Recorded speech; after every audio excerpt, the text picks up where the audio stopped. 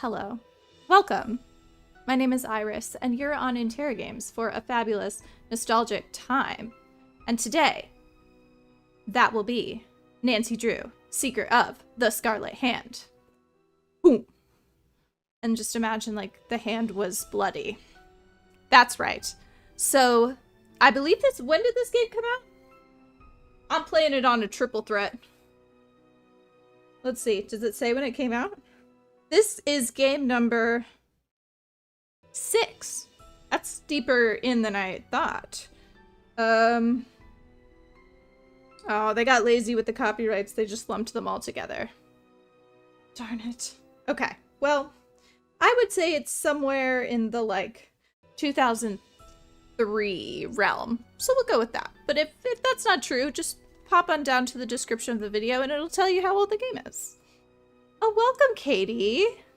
Yes, you're right here at the beginning. I'm just yapping. I also love this game. This one is, I mean, I'm sure we'll talk about it, but this has been quite an inspiration to me. So, I'm playing it on disc, keeping it tradish. So without further ado, 2002. Thank you, Nina. 2002. So, everyone, buckle your seatbelts and make sure to like the stream before we start. Subscribe if you haven't already, because there's more Nancy Drew where this came from, and also other point-and-click nostalgic games. We played a Titanic point-and-click game from 1996 the other day. Changed my life. Okay, so you're going to want to subscribe. Oh, hello, John. John is here with the Denny W's, with the Pax emojis, with the tuna sightings. Incredible. Those are all of our member emojis, if you're curious.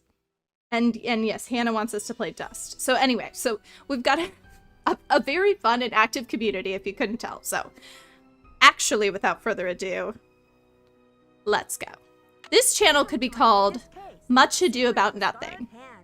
To start playing, choose either junior or senior detective. I'm a senior detective. Or need some help, choose tutorial. Dear Dad, greetings from the new deputy curator at Beach Hill Museum in Washington, D.C. What's the volume? How's Africa? I sure hope this letter reaches you in Ouagadougou before you move on to Nairobi. So I got the internship. Your old friend Franklin Rose was awfully nice to submit my name to the rest of the members of the museum's board of directors. What an opportunity while I'm in between cases. As you probably know, the museum specializes in ancient Maya culture. My supervisor is going to be Joanna Riggs, a well-known archaeologist. Maybe you've seen her name in the news recently, in conjunction with the discovery of a strange Maya monolith. Apparently, it's created quite a buzz among experts in the field. Well, Beach Hill plans to feature the I'm going to be quiet for now so you guys can listen, and then I'll amp up the volume. Buried for hundreds of years, and now it's going to be unveiled to the But she's a public for the yapper. first time. The museum is short-staffed at the moment, and they're expecting such a huge turnout that they've closed their doors to prepare. I can hardly wait to dig into this exciting project and learn how archaeologists and historians solve the mysteries of ancient cultures. I'll keep you posted. Love, Nancy. Nancy Drew, I presume. I'm Joanna Riggs. Welcome to Beach Hill. Yeah, it's not going to let me change it right now. I was just checking the lock on this display case. This is one of the museum's most treasured pieces, a carving of King Pakal. Who was King Pakal? Pakal? Pakal assumed the throne at age 12. Can you imagine? That was 615 AD. He ruled for 68 years at the height of the Maya civilization. Is that Jade? Yes, Yes, the Maya love jade. And used it for many of their carvings. I love Joanna. There isn't another piece like this in the world, and it's priceless, which means I practically had to sell my own grandmother to get it. How did the museum acquire it? Leave it to Taylor Sinclair. He's a wizard when it comes to these deals. You'll meet him later. Now then, Nancy. She's gonna keep you're talking. coming on board at a critical time for Beach Hill. An exhibit of this caliber is not kid stuff. Franklin Rose assures me you're a real trooper, and I hope he's right because I'm not here to babysit. I don't care who your father is. Yes, ma'am. I see. I cannot click the menu. So I was quiet so you could hopefully crank it before I get to the volume. But do I look like anyone? Do you think I look like anyone? I love Joanna Riggs. Hi, Erica. Welcome. Oh, I've had a great weekend. I hope yours has been amazing. They did show the Nancy silhouette, didn't they, Hannah? It was, and it's like the classy, like, Nancy. Not that the Nancy in pants isn't classy, but you know what I mean. But anyway, if you wanted to compliment my black turtleneck, you could do it. Okay. Joanna, please tell me more. I love you. She's so cool. I want to be her. No. My father, I mean, I guess he's a lawyer, but nah. I'm glad to be here. Please, tell me more about the exhibit. In addition to our permanent collection, we're borrowing rare pieces from museums and private collectors around the world. Soon we'll be sitting on the most fabulous collection of Maya artifacts ever assembled in one place. And now that we've scored the monolith too, Beach Hill sera numero uno. That's right. I wish mine had the brown lines on it. Like, I almost wanted to, like, cut out some strips of paper just to, like, put it on my turtleneck just to be like her, but I didn't. And I kind of used to have a bob. I guess I should have played this when I had red hair and a bob, but that was, like, 5 years ago. So, anyway. The monolith can't be important, is it? This monolith, it's an important discovery? Yes, a hot young team of archaeologists, Americans and Mexicans both, dug it out of a cave near Palenque. Every curator from here to Siberia was trying to get a hold of it, but I'm the one who closed the deal. All right, a hot young team of archaeologists. I'm already in.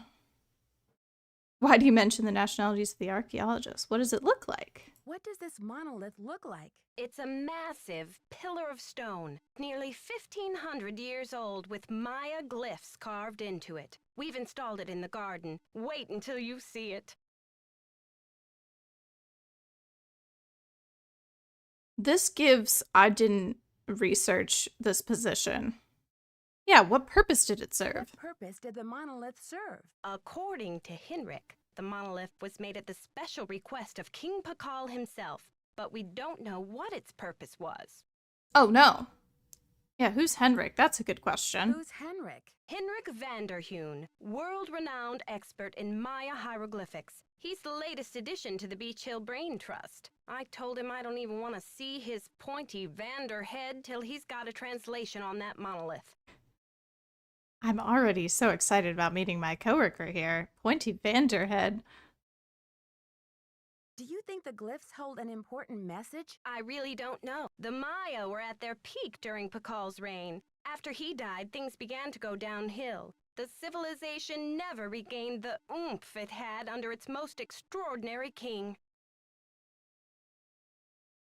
Yeah, what was his success? I still feel like I did not do any research before I took this internship. What was the key to Pakal's success? If the message on that monolith is from King Pakal himself, it might give us a clue. Credit for a discovery like that can only spell one thing, my dear.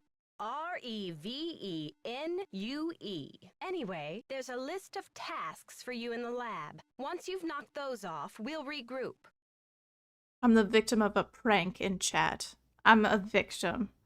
Shouldn't I have more training? Do you not have a history degree, Nancy Drew? Shouldn't I have more training? Don't worry, you'll be in the swing of things soon enough. Go ahead and take a look around the museum. I'm sure you'll find the monolith, muy interesante. Or just roll up your sleeves and hit the lab. Yes, it will be very interesting. Thanks for the orientation. Thanks for the orientation, Joanna. I'll talk to you later. Bye! Bye! Y'all are rascals. Rascals. Okay. Well, now that hopefully we're settled. And we probably could bump up the volume more in the menu if we needed to. But this actually was the test volume. I don't know why I set it lower. Probably because I'm crazy. Anyway, I'd die for Joanna. Pretty much because I wanted to be her. Let's see. Where does she have her degree from? What does that say? What in the world? Lakes University? It's almost like if I back up, I can kind of... Commonwealth University, the American Museum Service? Society.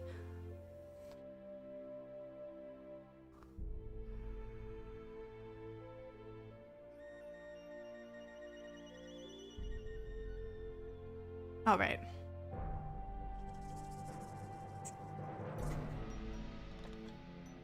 Last call for volume before we truck on into the abyss. I always feel like I can look at more in here than I can. I think I can definitely... That's right. I'm turning my volume down. Art in the Americas, April 2002. $6 in 2002? Good gracious. Frida Kahlo revisited. Ooh. An interview with Prudence Rutherford.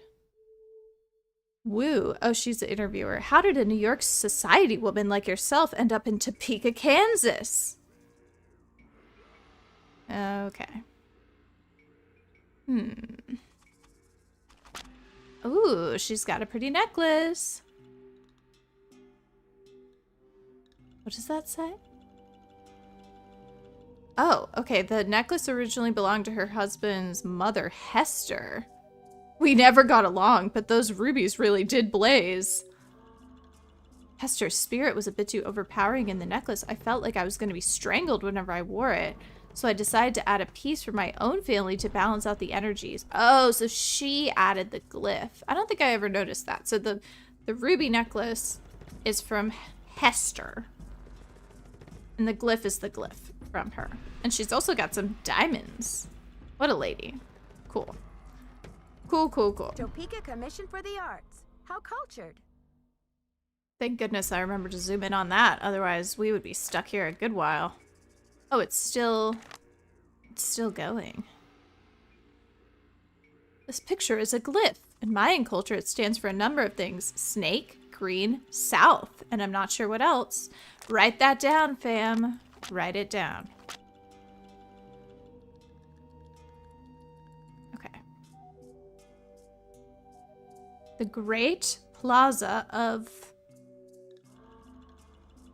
Tickle? That says tickle. I can't read that. Oh, I love the crunchy door opening sounds. I want those pumped in. More door opening, please. Oh, this game in particular has very good door opening. Very nice.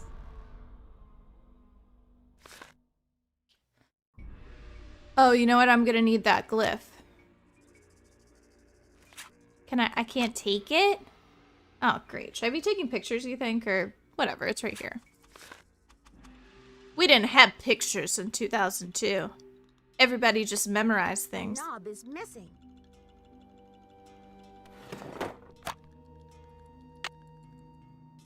We just memorized things.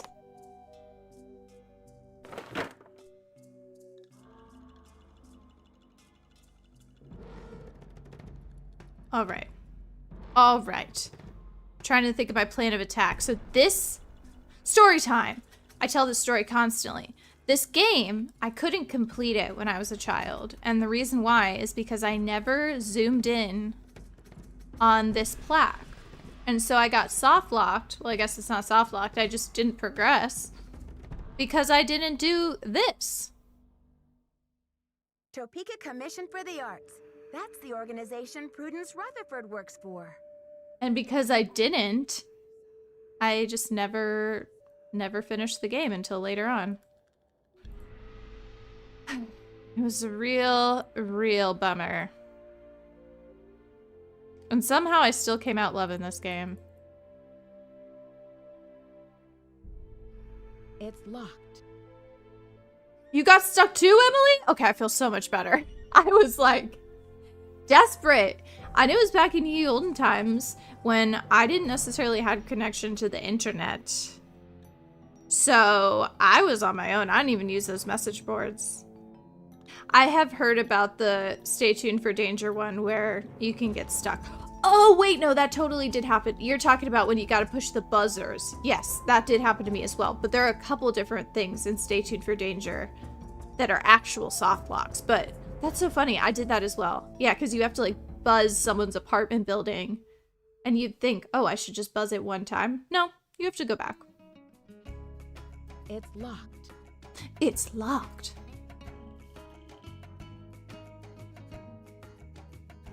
I straight up have like the monologue she gives at the beginning memorized. The Maya loved Jade. Who was King Pakal? Nancy's like kind of comes across as a little bit ignorant of Maya culture during this entire game, but I guess that's because we're supposed to be learning.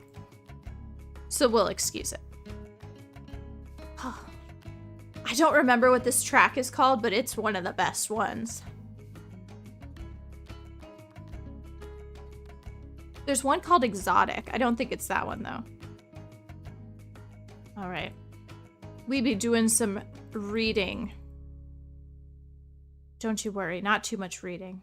Not too much reading. Wow, that door was really loud. Anybody got regrets on the sound effect volume specifically?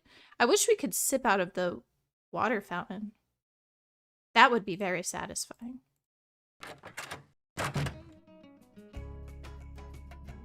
Ooh, that sounds very fun. I would love to go to some Mayan ruins, Nina. Ooh. Sign me up. Hannah's like, no regrets, make it louder. These two. These two. They'd be the ones, you saw the little prank earlier in chat, they'd be the ones to be like, excuse me, Iris, can you turn your volume all the way down to 0, please? And all of the game volume all the way up to 100, thank you.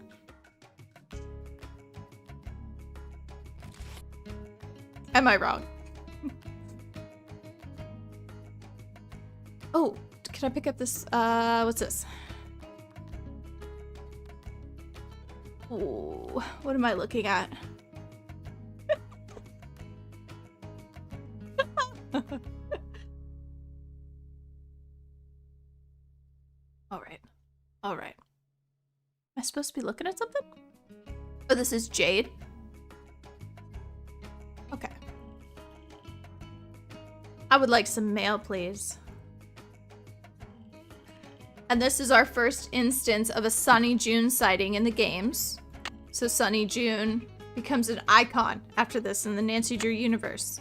So if you're new to Nancy Drew, take notes. Lots of notes.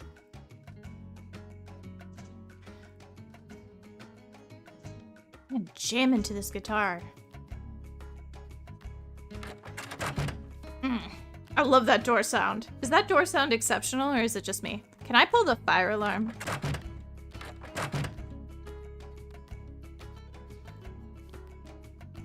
All right, here's my list. Sort out shards of pottery.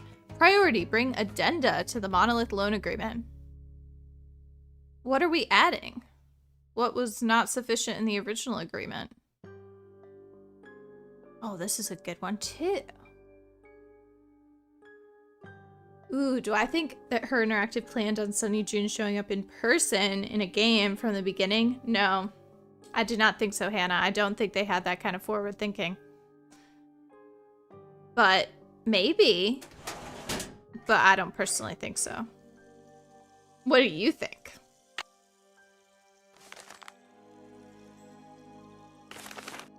Here's his notebook.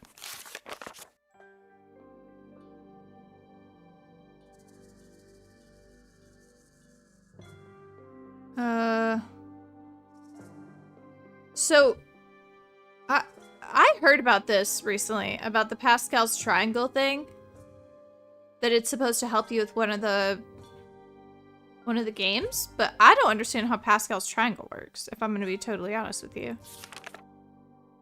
So if anyone knows math, that would be cool. Okay, Joanna's got money in her beautiful sweater. I don't think we know much about these folks quite yet. All right.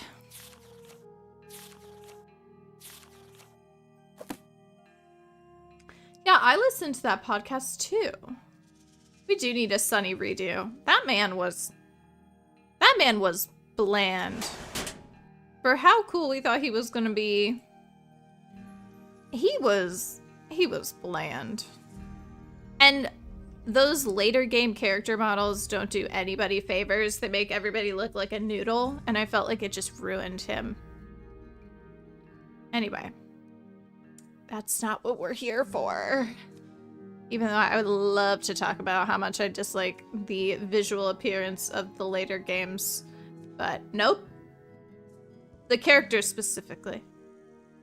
Specifically in the Deadly Device, I don't like how those characters are shaped. Anyway, I'm done. I'm done.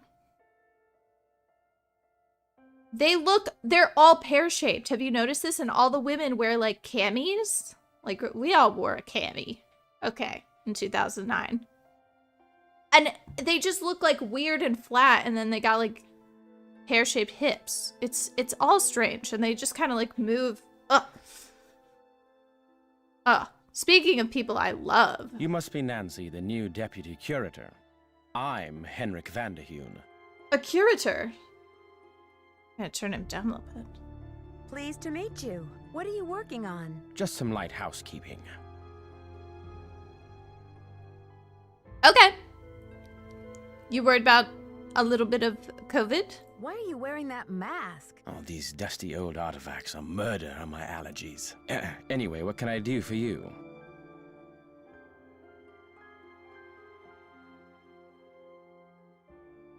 They do have skinny shoulders, don't they? The voices seem really loud on my end, but whatever. I'm gonna stop worrying about it. Did you know the yeah, let's talk about Sunny. Did you know the deputy curator who was here before me? Hurricane Sunny? I'm afraid I did. If he wasn't losing paperwork or setting off the fire alarm, he was cornering our visitors with his theory that the Maya were abducted by aliens. I'm afraid you'll be cleaning up his messes for a while.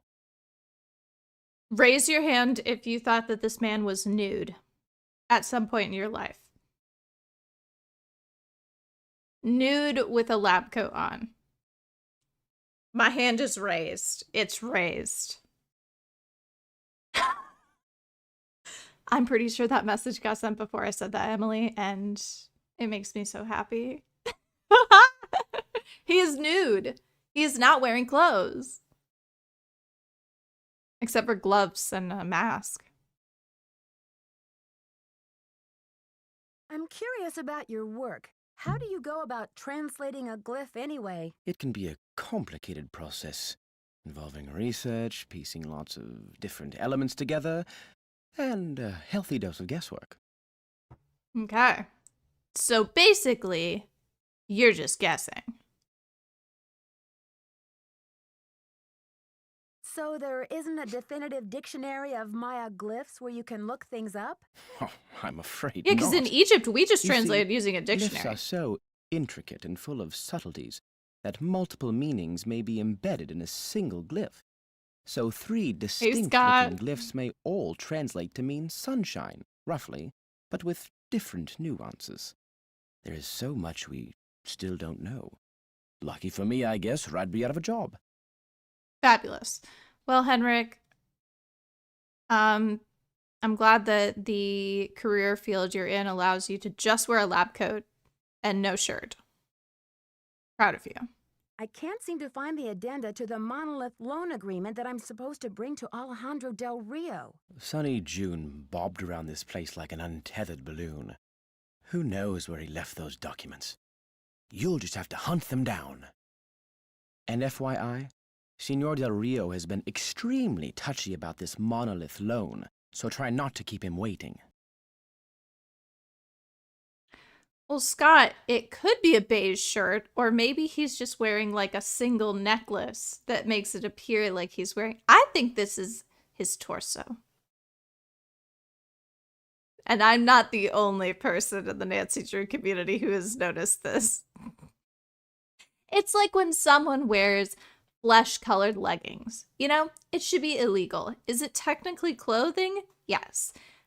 If your leggings are within like 3 shades of your skin tone, straight to jail, in my opinion. Now, I'm not local law enforcement. I'm not city council. I'm not the president. But if I ever was, no skin tone leggings. Absolutely not. See you around, Henrik. That will be fine. That will be fine.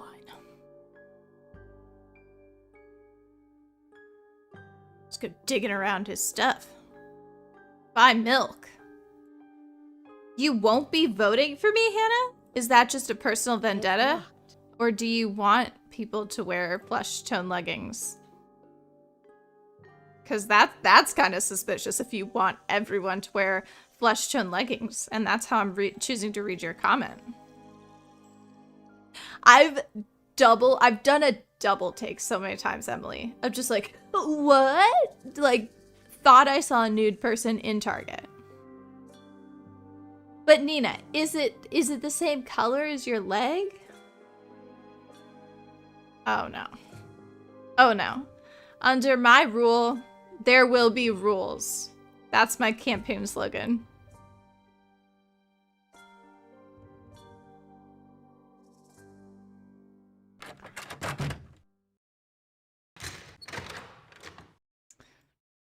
Really compelling stuff.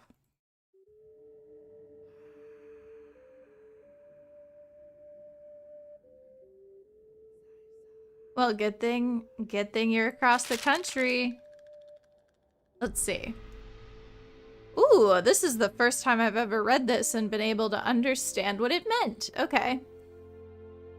So we got 2 payments. One upon execution. 30 days after delivery. That's logic. Yeah, that's smart, because, okay, give him a little buffer. Duration shall be 90 days. This is quite short. This is a long range. So the duration of the loan shall be 90 days from the opening of the exhibit and no more than 200 days total. So then does that mean that Mexico can reclaim it on day 91? Or who decides if we go up to this 200? Scott's still voting for me. Well, I guess maybe you could be undecided, Scott. I'll leave that up to you. Nina has pale pink leggings. From a distance, they do look like your legs. Oh, that's hilarious. Yes, all games must be quiet. You have to listen to my volume at 5,000 and the game volume at 0. Oh, but you know what? This is just addenda, so this is not the full agreement. This is just sections that they would like completed. This is not a full red line. I better deliver this to Alejandro right away. Oh, during the period of the loan, Beach Hill shall have the exclusive rights to reproduce images of the property. Wow, for postcards, posters, t-shirts, coffee mugs, keychains, and mouse pads, they gave them an exclusive license for only 90 days? That doesn't seem helpful. This agreement is not smart. That the museum is getting a really short end of the stick. So what did they change here? Did they add mouse pads? Okay, so they knocked their insurance down to only $1 million. Oh, so Joanna made these edits. No, that makes sense. She wants, okay, I get it. She wants more time to pay it. She wants more time in the museum. She wants more items in the gift shop. She wants to pay less in insurance. I love it, Joanna. I love it. Signed, sealed, delivered. She said, I'm making the mouse pads and you can't stop me. Those are going to be a hot seller in the gift shop.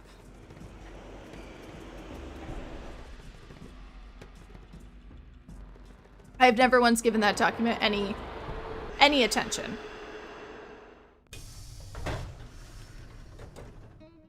Okay. I remember this intro to this character being full steam ahead, so just warning. He's gonna come in pretty hot. How may I help you? I just know she's gonna say this in the most cringe way possible. Let's do it. Buenos dias. Me llamo Nancy Drew. I have some paperwork for you regarding the Good job, loan of the Nancy. Palenque monolith to Beach Hill. So, you're Joanna Riggs' newest pirate in training. How does it feel to join the ranks with the modern-day conquistadors? Tell him, Alejandro. Conquistadors? You had better brush up on your history, young lady. When the Spanish explorers invaded Mexico, they became known as the conquistadors, or conquerors. They robbed the indigenous peoples of their wealth, not just their gold, but their artwork, their sacred objects. Anything they did not steal, they burned to the ground. All right. First of all, can we just talk about Nancy Drew not even knowing what the word conquistador means? And she's a deputy curator. But this is a new segment I call History with Iris. I'm Iris. You're going to learn history. If you want. This is just a book recommendation. If you enjoy this game, might I recommend Fifth Son by Camilla Townsend. This book is exceptional. Yes, it is a historic monograph in that it is fully, fully annotated. It was published by Oxford Press, Oxford's University Press. But it is so tastefully done and creatively done. So if I remember correctly, it's through it follows a story.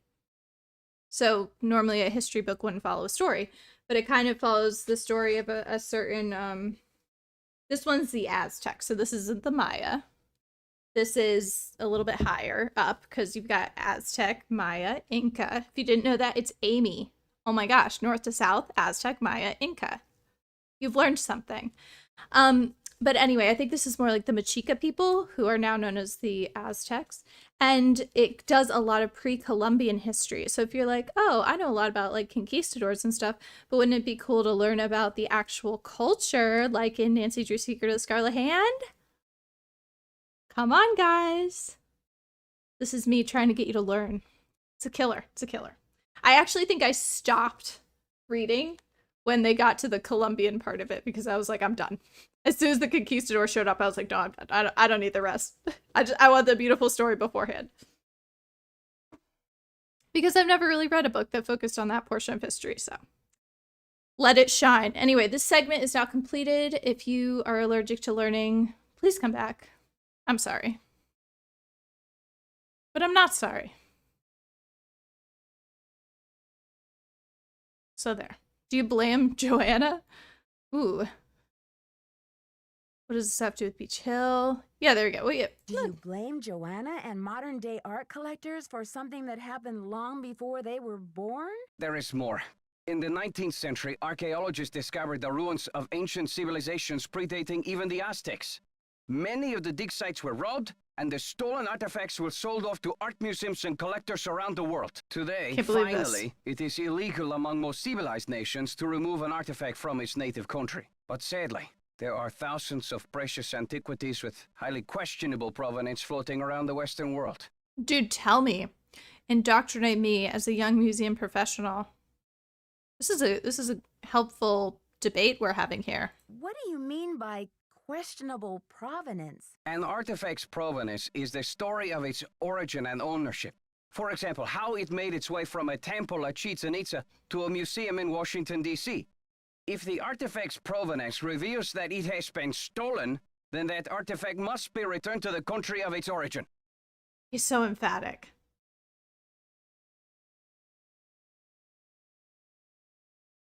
Ooh. Then the relics at Beach Hill must all be legitimate, right? No, not at all. Provenance documents are often tampered with or forged to cover up the theft. Because of this, thefts continue and a great deal of art is moved on the black market, even today. Unethical art dealers and greedy museum curators do nothing to stop this. Maybe the unethical art dealers, I do think there's something to be said about poor museum curators who don't have any money to put things in their museums. But yes, I agree. Okay. Suggested, yeah. Are you suggesting Beach Hill is involved in these kinds of misdealings? If Joanna Riggs or that overstuffed pillowhead Sinclair had any decency, they would take measures to see that all Maya artifacts were returned to Mexico at once where they belong. This really came in hot for 2002. Well, I think I'll have to chew on some of these issues for a while, Alejandro. In the meantime, I do need you to sign off on these changes to the loan agreement for the monolith. Do you mind? I am still not happy that such a rare find will have its debut exhibition on American soil. But in my country too, there are people for whom money talks. What I did will we take get them? those documents now. I think it was only $1 million total, right? Or was it 2 payments of $250,000? Thank you. I have some business with Joanna at the museum later, so I will return the contract to her then, after I have looked it over. So the main objective, Scott, I think has not been made clear. But the main plot point up to this point is that this monolith, this massive stone pillar, has been brought to this museum for its debut. It's been discovered and it's been brought in. So this individual, Mr. Del Rio, he works for the Mexican consulate. He's ticked because a lot of these artifacts, even like the little Pakal carving at the beginning, like all these different artifacts are Mexican in origin. So he was talking about provenance, as in like provenance is, okay, the artifact was found at Chichen Itza and then it was sold to Frank F, and then it was inherited by his son, and then it was sold to this museum, and you can follow the line entirely through. Artifacts should have legitimate provenance to be able to be shown. A lot, obviously, are not. So this is actually a very interesting idea to be brought up in a kid's game. I did, like, a year ago, I did a video about... You guys are really getting nerd version of me here. I did a video about provenance, and I did a video about, like... What was it about? It was about, like, expatriating artifacts and how, I remember what it was about. It was about how fakes and replicas can be used in the museum world to kind of rectify this problem. So maybe I'll try and find it. It's like a year ago on my Instagram, but maybe I'll try and reshare it or something, because this game, as well as, what's the other game? The one in Greece. There's 2 Nancy Drew games that kind of deal with provenance and artifacts, forgeries, all sorts of stuff like that. So, hi Tuna. It's very thought-provoking. This is the sort of stuff that got me excited to want to work in the museum field. And I love that they introduced this idea to kids, especially because this is an ongoing debate. I mean, everybody knows about the British Museum now. You know, them and Greece don't get along. So, Emily has ranked Dave Gregory #1 and Alejandro Del Rio #2. What's your ranking scale, Emily? Is this hottest Nancy Drew men? Be honest. If this is your first time in the game, I'm a little excited. People have critiqued this game for being a little bit too nerdy for them, so let me know what you think. Are you sure? I don't mind waiting. You may consider your mission accomplished. See. Well, okay then. Goodbye. Tuna's still talking. Did you want to come back? Was your tuna sighting not long enough? Did you want more attention? Listen to this purr. Did you hear that purr? John, what does that mean? I said he's a sharpshooter? He probably is. I love science as well. I'm not that humanities girly that's gonna disparage science. I love both. But I totally understand. Hi Shannon, welcome. Did you guys actually hear the purrs? They were so loud. Oh. John is not telling us what that means about Dave. Alright. Information for art collectors, dealers, and curators. Establishing legal provenance. It's your duty. See? A sale, inheritance, or a gift. Provenance documents are an important means of establishing an artwork's authenticity, as well as confirming the legality of its ownership. They show the geographic, personal, and commercial route of the work of art. Oh, I want to work in a museum, guys. Does someone know a super cool museum I can go work at? Take me back! Here we go. Ideally, an unbroken chain of ownership can be traced all the way from the artist's workshop to the present day, but frequently documents are missing.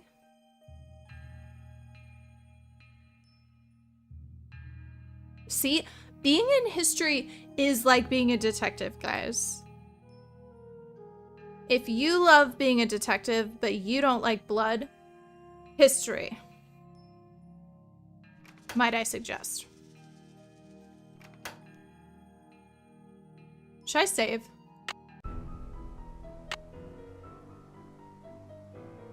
Nothing. Ah, what should we call it? What should we call it? Oh.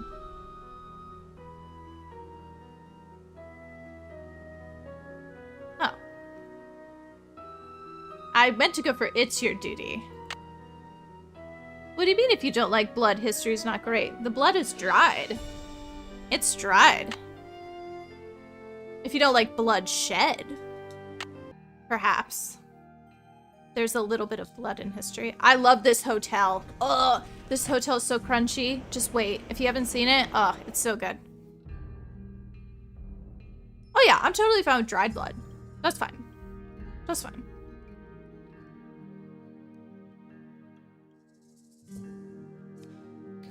Look at this. Use my handy dandy. I need a disc. Handy dandy computer. I don't know the difference between these two things. Please enter your password. No, I don't know that. I do think I need to actually keep up in this game with the notes. Why does my dog look so cursed? Is that bad to say? I'm sorry. I'm sorry. He just looks a little cursed. Is the museum closed for the night? Can I not go out? L'enfant. Is he cute though? Is he? Who can I call?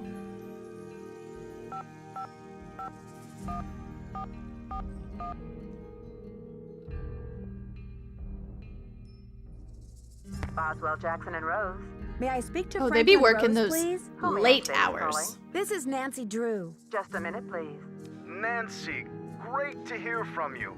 How's the internship treating you? Are Joanna and Henrik showing you the ropes? No, they have not helped me at all, Franklin, and it sucks. Also, I don't have a history education, and I don't even know what a conquistador is, so I think I need to go home. So far, so good, I think. There's a lot Oh. of work to do before we launch this exhibit, but somehow we'll pull it off. Glad to hear you're settling in. I'm off to a How? meeting, but feel free to call me if you have any questions. He's off to a meeting? What time is it? Thanks, Mr. Rose. That's what I'm here for. Wait, what time is it? Oh, 6:15? Yeah. You gotta do what you gotta do if you're a business boy. Okay, so I'm not the only one that thinks Togo is cursed. I wish I could go in the bathroom. Look at these vertical blinds. Oh, I love it. Okay, what time should we go? I think we should pull in at like, you know, we're not getting paid. So how about like 10 a.m.?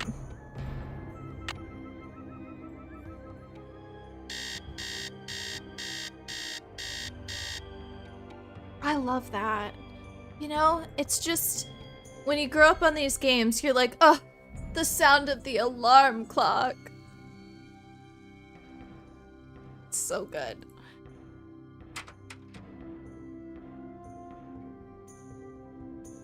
Let's see. Y'all like Washington, D.C.? I was there last year. It's fine. I didn't go to enough museums, so if I went to more museums, I would have been happier. Good thing Franklin gave me the museum key. You've never been to DC. Oh, wow. I will say, like, I think I've been 3 times now. It's not, like, the first couple times was like, oh, this is pretty impressive. I think by the last time I was like, not quite as wowed by it, but obviously the museums are world class.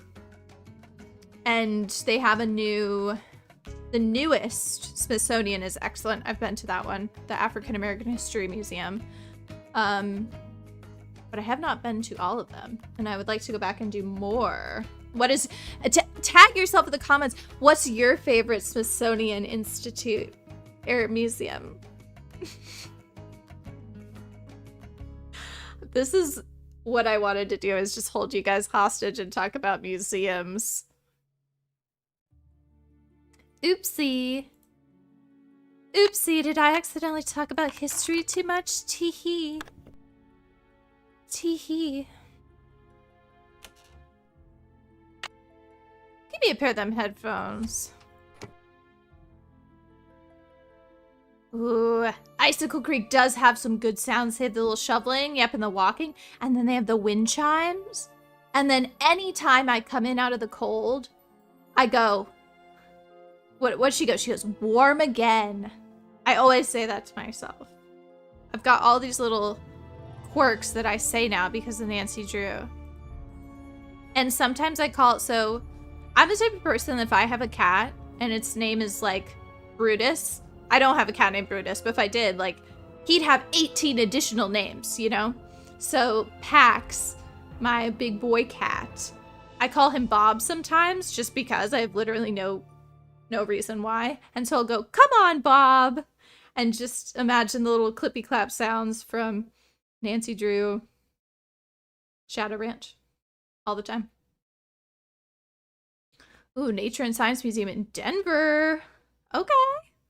Okay. Some of my favorite museums have been in places you'd never expect. Ooh. Art and Industries. Okay.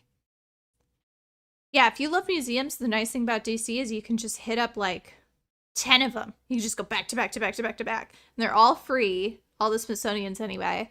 But the one that I would recommend, especially for Nancy Drew fans, it is a private museum, so it does have an admission, but I think it's worth it. And that is the Spy Museum. I've been twice. Once at their old location and once at their new location. And it's like all run by like CIA operatives. It's exceptional. Ooh, Chicago Museum of Technology. A leprechaun museum? What? I went to an exceptional museum lately. Lately? Recently? Sorry, Tuna wants pets. And it was regional. It was in Winter Park, Florida. And it was about Tiffany. And it had so much Tiffany glass. It was absolutely just shocking. It was so gorgeous. Look at this. We got so many good museum recommendations going.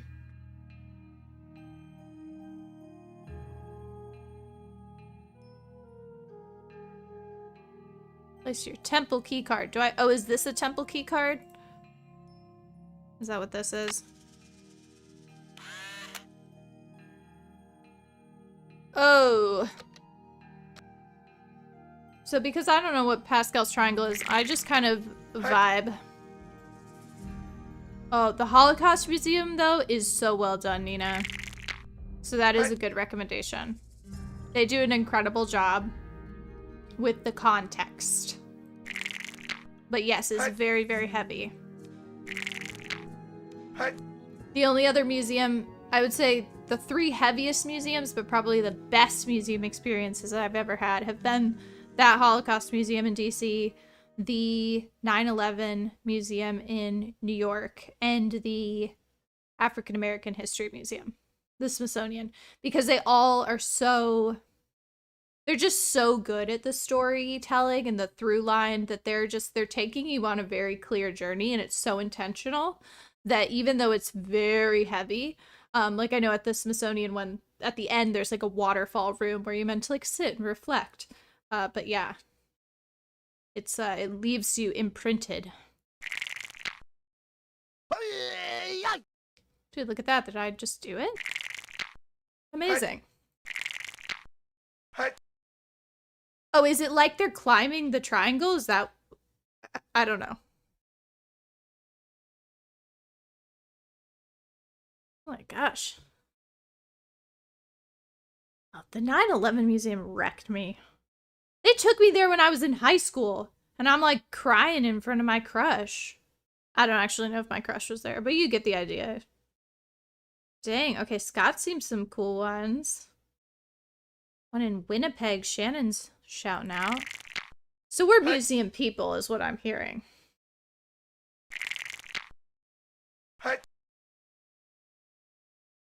Should I pass? Oh.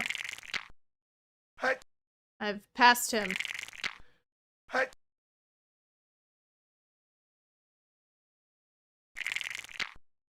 Oh, thank you, Scott. Wait, you just reminded me. You know, the country that actually absolutely wowed me when it came to museums was Scotland. Oh my gosh. They know how to do a museum. Top tier. The royal museums or whatever that are there, exceptional. Actually, no, just kidding. It's not the royal museums that are good. So when we were in Scotland, we noticed I'm nerding out so hard right now. In Scotland, we noticed two very different narratives being pushed. If you went to, so thank you, Nina, Edinburgh Castle. If you noticed in Edinburgh Castle, there are multiple museums, but they're all owned by the Crown. Okay, the Crown of Great Britain. So, the Crown of Great Britain wants you to think, oh, Scotland loves Britain, right? So they've weaved this whole story that begins with like British conquest into this like narrative about Scotland. I wonder if I still have the picture. I know I still have it somewhere, but essentially, so then you have that experience. Then you go to the national museums, which are owned by the Scottish government, I guess. Anyway, somehow they're different. And the entrance to the museum of their like biggest one is like, we'll never be conquered and all this stuff. And the entire museum is informed by that. It was so interesting to see these totally different perspectives in the same city. I loved it. I was like, you guys need to work this out. Clearly it has not worked out. Oh, Scott, can you tell us what museum she used to work at? That sounds so cool. Oh, I've passed him again. I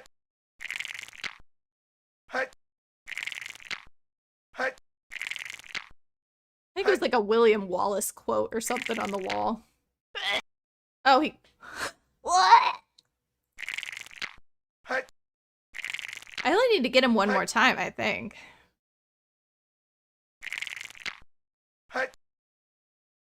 Oh, am I rolling for both of us? I think I've just been hitting roll and I haven't done anything else.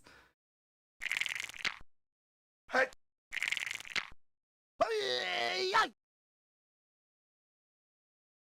I have to kill him again?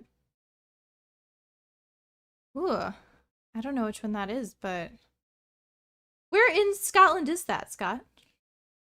I don't think I went to that town.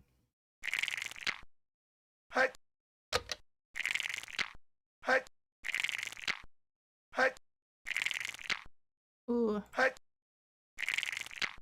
Dang it, I passed him!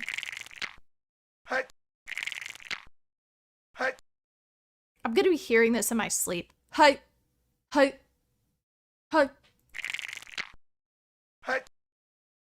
Oh, I don't even know if it's conspiracy theory, Emily. It was the historic lens with which the story was told and what they chose to omit. Hooray! They just made some subtle exclusions. They were like, enter the Scottish. They've always been friends with the British, and we're all buddies. Moving on to the next story. I should put in my temple key card.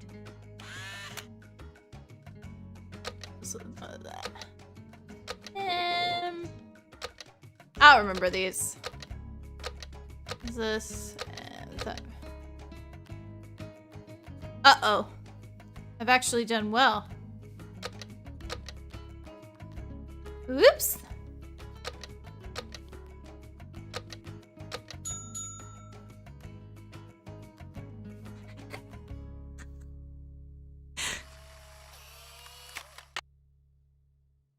This does kind of seem like an anti-British stream now, doesn't it, Nina? I'm sorry if I tainted your worldview. After the Titanic, though, I mean.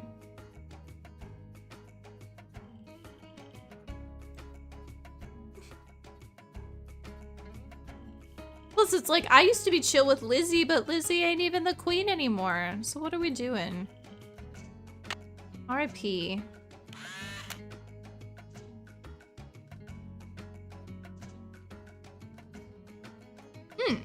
I was like, South Scotland. Quiz. Okay, here we go. Pakal ruled over which city? Palenque? What is the name? Her name was Zach Cook.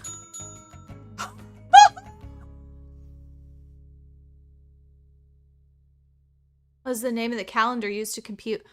What are the calendar stones called? What's it? Oh. Hold on. Hold on. I had Zach Cook in the recesses of my brain.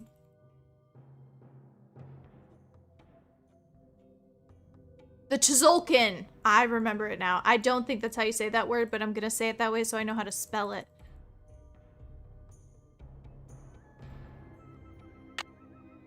Hold on. Hold on. So Scott, are you from Scotland? Is that why your sister got to work there? Or was that just something cool she got to do? Because that would be cool if your name was Scott and you were a Scot. That'd be sick.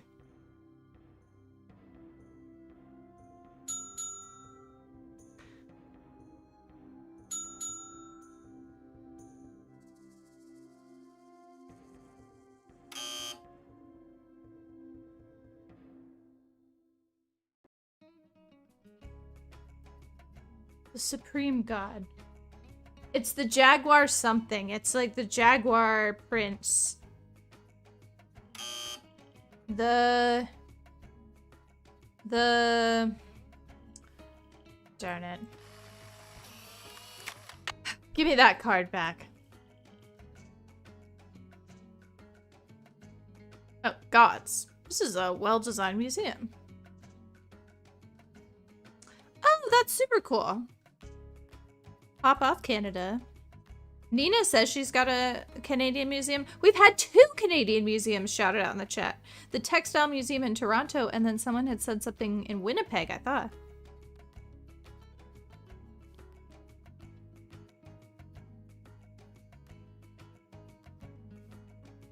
The Jaguar God. Oh. Who's the Supreme? Is there a Supreme?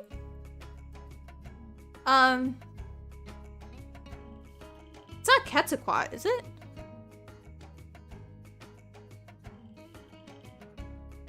Also, I love how the corn god's name is Yum.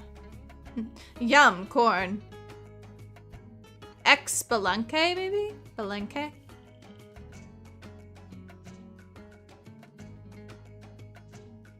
I mean, maybe the sun god is considered supreme. Here, I'm going to show you guys the monolith. You want to see the monolith? We've done a lot of talking about the monolith. Oh, wait, here we go. Just kidding. I thought that was going to tell us. An airplane museum. You know, actually, there's a killer... I think it's some sort of military museum in Dayton, Ohio, I think. So, before I make fun of the airplane museum, I actually have been to a pretty sick one. So, I'm gonna shut my mouth. Ooh, the goddess of the moon. So here's the problem. This book has a little bit of a... It starts you out with pronunciations. There's a reason this is a problem. So, she gives some controversial advice, all right? In this game, they use some pronunciations that got me in trouble when I was at school because I used them and apparently they were incorrect. But then a lot of like Mexican speakers will use the pronunciation. So I'm not going to tell anybody how they're supposed to pronounce it, but the book says that like in this game they'll say the language is Nahuatl. She claims that that would be more correctly Nahuatl, not saying the L, Nahuatl.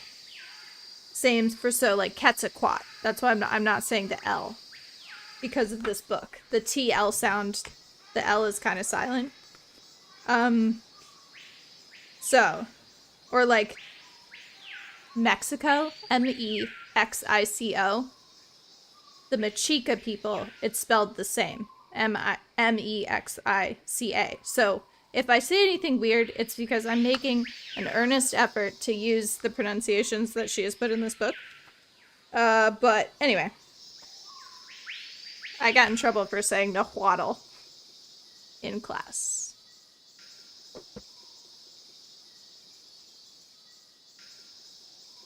Is this the nerdiest stream? Yes. Yes, it is. Looks like this side is missing a part.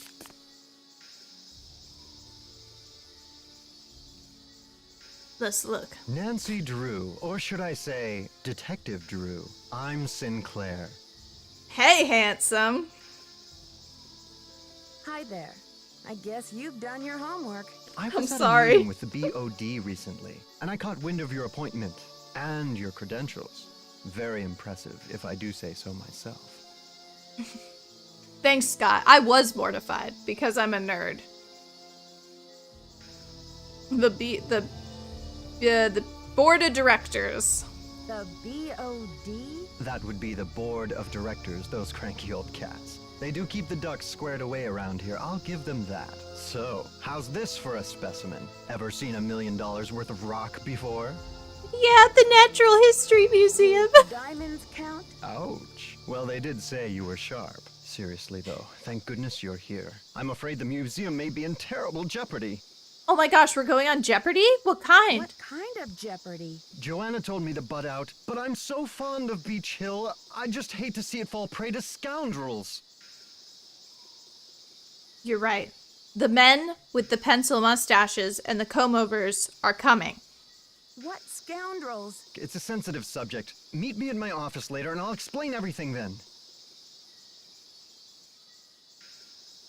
Where's your office? 707 Bing Cherry Boulevard. I've got to go. Enjoy your first day at Beach Hill. Y'all think 707 Bing Cherry Boulevard is a real place? Hold on, I want to know. Maybe just Bing Cherry Boulevard. Is that a real place in DC? I want to know if he's in a good area of town.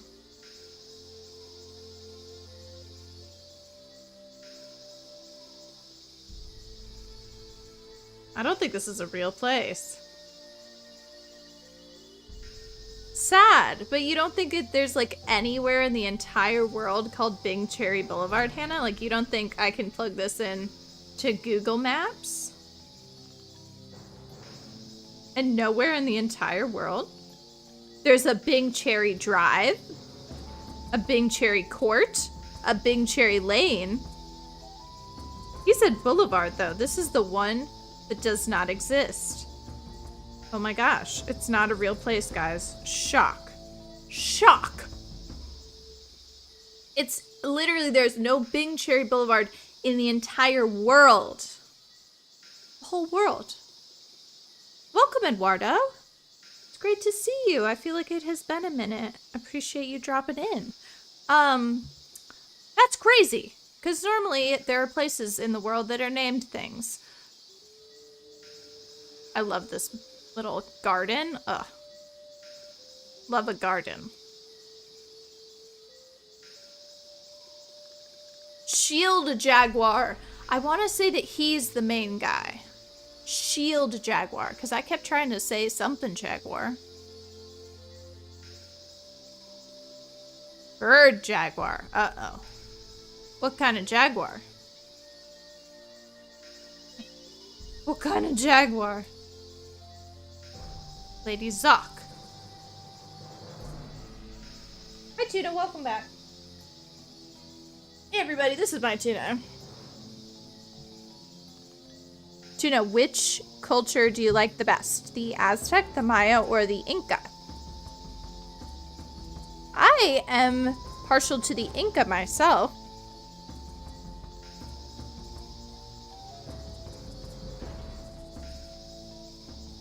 I got you. She needs more time to think about it. She hasn't done her research. Bye. What would you like? She'd like something. You already got your treat tonight. She's yapping. What? What? She wants pets. Okay. Sometimes I wish I was left-handed so I could pet Tuna while I play easier. Alright, let's try to go back. Tuna, do you like the mouths of ancient Egypt best? Tuna doesn't like that they mummify the kitties if the person dies. What is this? Why is it like, it looks like someone's put their hand over the camera lens. Also, why did it get silent? Oh. Did you guys know that the ancient Egyptians, I feel like I'm about to say a fact and I don't remember the source, okay, so it might be wrong, but I'm pretty sure I heard that the ancient Egyptians were kind of partial to orange cats. Did I make that up? Did I make that up? I don't think I made that up.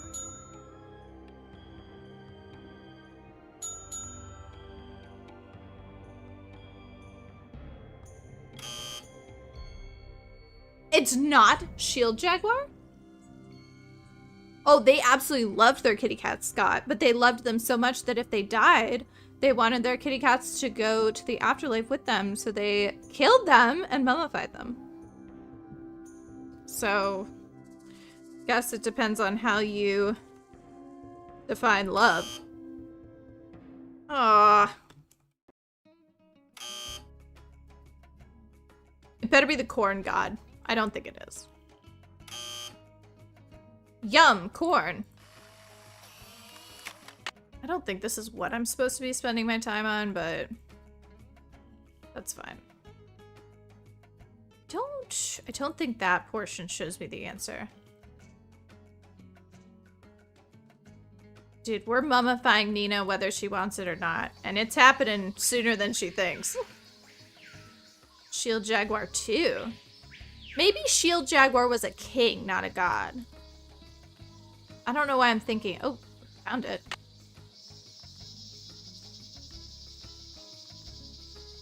The bicephalic monster represents a continuous cycle of life and death. No, being mummified is an honor, Hannah, and we're gonna have it done quickly to honor.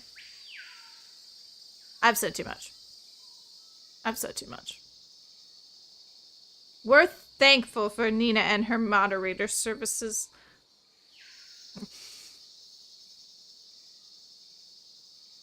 It's an honor. You guys can mummify me too, that's fine. Note the elaborate Hutcherson cape. The rain god probably, the sun god feels like he could have been something.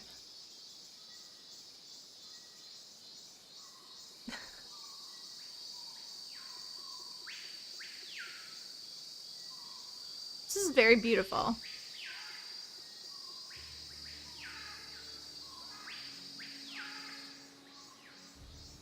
I'm just looking for the name of the supreme god.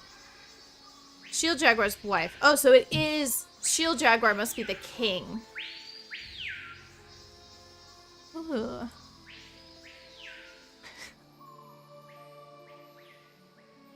Bird Jaguar. A Kahal. I think this is one of the answers too.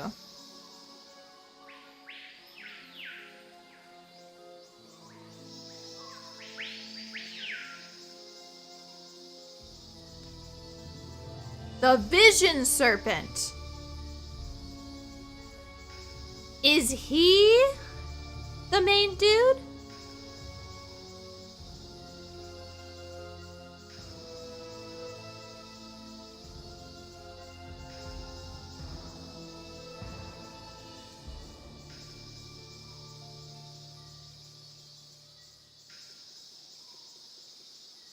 Oh, I need to know that. 6 Lamont. I remember. I'm remembering. But I'm not going to do it right now. I'm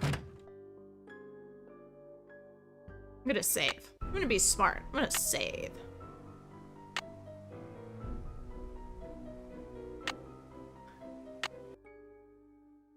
So, got that agreement sorted. I don't have a lot of Mayan numbers. We could call Silvio's curatorial bonanza. 555-9963. You have no... Oh, whoops, I didn't call for an outside line. You have no voicemail. Press 9 for... Hold on, I forgot the number. 555-9963. You have no voice...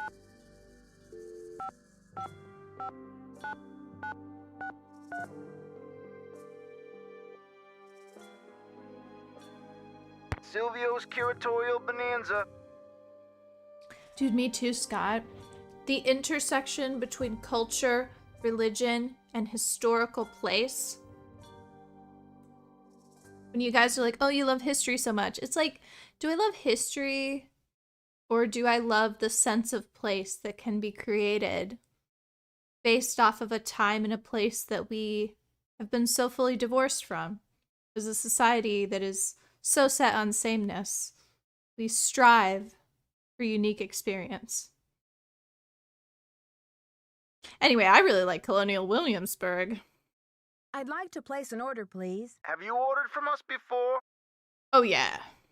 Yes, I think so. We have an account number. Okay, good. That saves me a lot of paperwork. What's the account number? Oh. Sorry, I was sipping my birch beer. BH119K. BH119... BH119K? Beach Hill? Are you serious? Yes. That's right. I'm the new deputy curator, Nancy Drew. Well, whoop-de-doo, it's Nancy Drew. But Silvio's curatorial bonanza no longer does business with Beach Hill. I've sent all 6 of the outstanding invoices to a collection agency. And you jokers won't get another packing peanut out of Silvio Jr. ever. Do not call here again.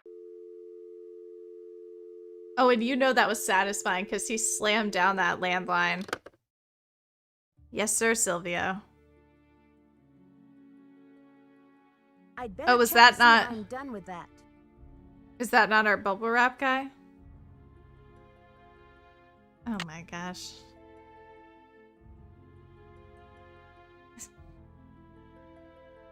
Nina, I don't know how I feel about you thinking I'm gonna kill somebody in a video game. Although, I would love if just once Nancy could actually be the murderer. Even if it was like an alternate timeline or like an accident or something. I want her to actually do something bad. Bubble wrap. Oh, so that was our bubble wrap guy. We needed bubble wrap, packing tape, sticky labels. We need the narration puzzle. I actually don't mind the narration puzzle. A lot of people absolutely hate it. Greetings.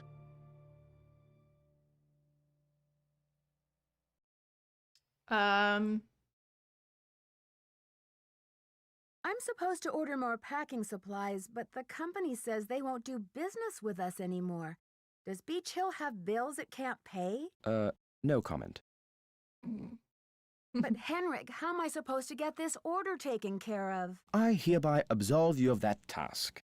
If Joanna wants things shipped, she can stuff them into garbage bags for all I care. What I is love the him. Spectro-X Archeo analyzer for? It's used for identifying chemical compounds that are found on artifacts, traces of ink, blood, charcoal, and other substances. The beauty of the machine is that it can collect these traces without damaging the artifact in any way. But it Fabulous. cost us a fortune, so don't fiddle with it unless you get Joanna's permission. I don't think I need his help, really. See you around, Henrik. I suspect you will. Wait, I've petted manta rays before recently. It was really upsetting. I thought I told you guys about that. They're really soft and silky on the top. But if you feed them, they have a mouth that's like prickly, like stubble. It's very upsetting. And they gobble up them fishies right out of your hand. They're not gentle. But they're just like ocean puppies. They're really sweet.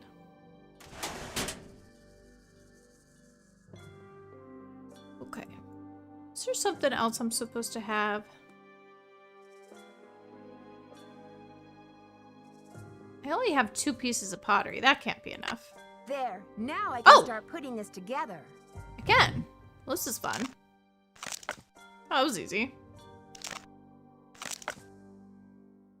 Probably I should go from the ground up.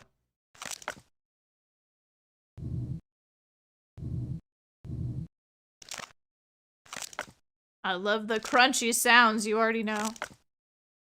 Them crunchy bits.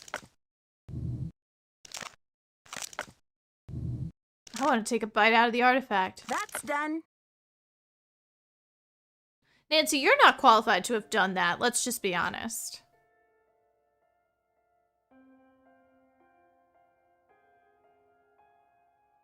I enjoyed that puzzle. I also knocked it out. Check to see if I'm done with that. Knocked it out. So I don't have very many numbers. I only have 1, actually, which is not very many. Was I supposed to know? I don't think I know the key to that. So here's the numbering puzzle. The Maya kings were off. Hold on. I need to take a photograph of the notes. And a photo isn't cheating because if I was Nancy, I would have just taken the notebook with me.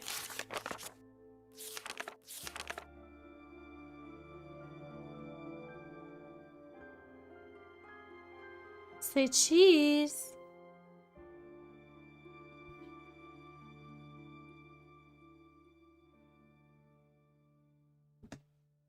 What I shall do, friends, is we're gonna go around to all of the little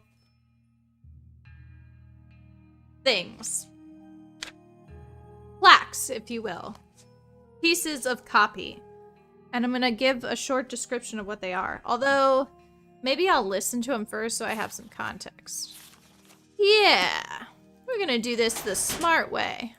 Because we, in the humanities, though given a bad rap, are in fact smart. Alright? Don't let anybody tell you otherwise. Oh, whoops. I forgot to go back to do it. Oopsie! See? Super smart, just like I said. The Maya used different methods to represent numbering numbers. system. Numbering system. Maya scribes recorded the official history of the king. Scribes. Archaeologists work in some of the most Ham radios. strange supernatural creatures, sometimes called monsters. Monsters. I am Lord Pakal, ruler of the mighty kingdom of Palenque. Although the geographic range of Maya cities is well known, it is difficult to determine the range of Maya influence. Some experts... Dude, this is so true. There's emerging evidence to suggest that there was vast trade in the Americas. Like, we're talking top to bottom, okay? People like to think, oh, these native peoples, not so cool. No, super cool, okay? Just because they didn't write it down for you to read it doesn't mean they weren't super cool. Sorry, just because like the Inca wrote things down using knots in ropes, that's awesome. That's awesome. Okay? This is never happening again. You guys can't get me in front of this much museum nerdiness. The date on this slab uses the Tzolk'in, or Tzolk'in, okay. The date on this... Nope. The Maya kings were often in a protracted state of war with local Kahals. Here, They wrote messages using knots in rope. And I think one of the reasons was so they could carry it, because the Inca were, you know, like in a mountainous region.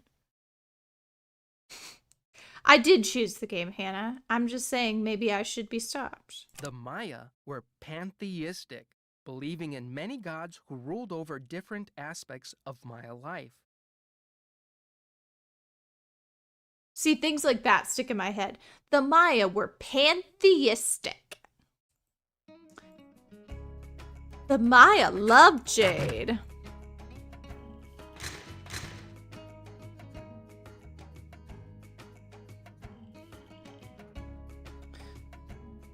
So, I have my little picture.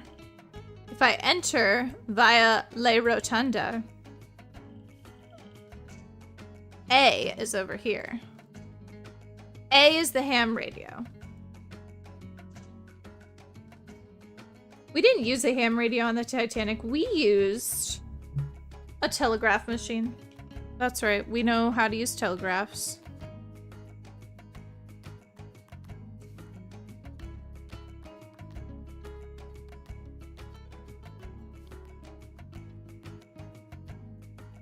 This one is F.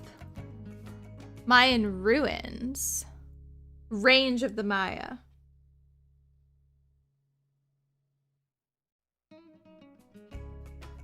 Love that little guitar riff. If you know how to play guitar, please learn this riff. Offering bowl. This one is L.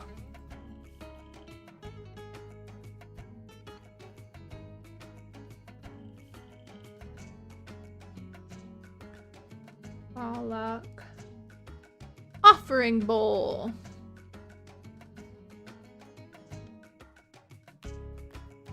That's perfect, Nina. You're most of the way there. I think you can learn that. And then just upload it, and then we will all enjoy it together. Sounds good?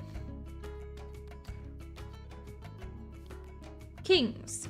This is E. Oh, this is who I am, King Pakal. That's probably the one.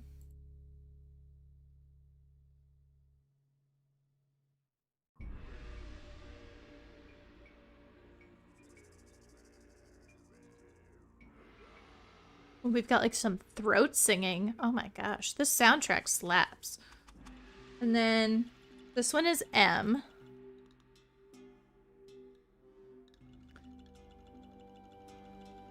Who calls Ascension.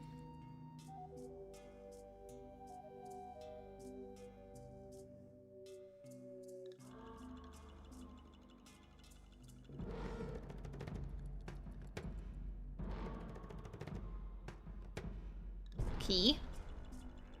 And then across the way, we're going to have I, which I believe is the gods. And then that's one's probably the pantheistic. Oh, it is. Is that I or L? I.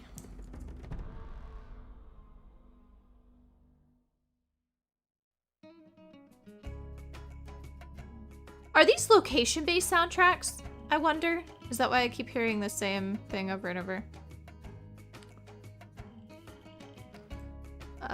That's not good because the calendar stones are there. So I would have thought. Is this the numbering puzzle? B? Oh no, numbering puzzle is D. See, I'm missing some right here. But you can't see. And then this is B, Maya Scribes. That one might already be correct then. And then, okay, now we gotta do the garden. Oh no, I haven't done rituals. This is G. G is body shaping. Hi, Tina. Tuna, if you got a tattoo, what would you get a tattoo of?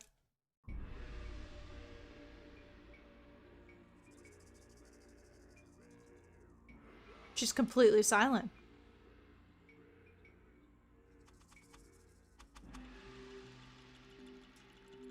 I don't know.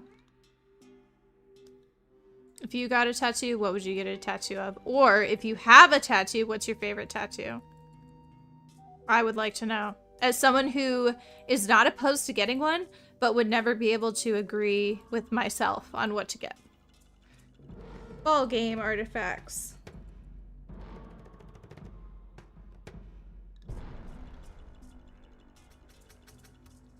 That's sorted.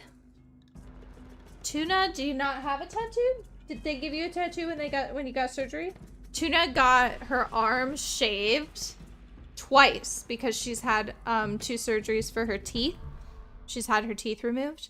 And it was always so cute because she looked like her arm looked like a little chicken wing because she had like a full paw of fur and then she had fur up here and it was just like because her skin's like gray and it was just blank. It was so cute. Oh, Eduardo has a kitty cat tattoo. Why does Salem have a tattoo, Nina? Salem's a cat. Nina, can you not pick a favorite tattoo? Is that why we'd get the full list? The only thing I could think of is I love, like, just the concept of listening to mourning doves in my home state of North Carolina, like with the moon out and just like this really beautiful, just rural foresty experience with cicadas and fireflies, but I don't know how you would condense that into a tattoo. Hello, Increase of Soup. Welcome. You're gonna get an Outer Wilds one at some point. And Nina's just impulsive. Nina, would you like to get a tattoo of my face? How much would I have to pay you? Because that might be something. So this is Jay. Oh, he's a green X. I didn't know they tattooed some cats when they neutered them. I guess it's better than the alternative. Oh, I wonder if this is the Tzolk'in date. The Tzolk'in date, rather. The Rutherford slab. So did Prudence give us this one as well?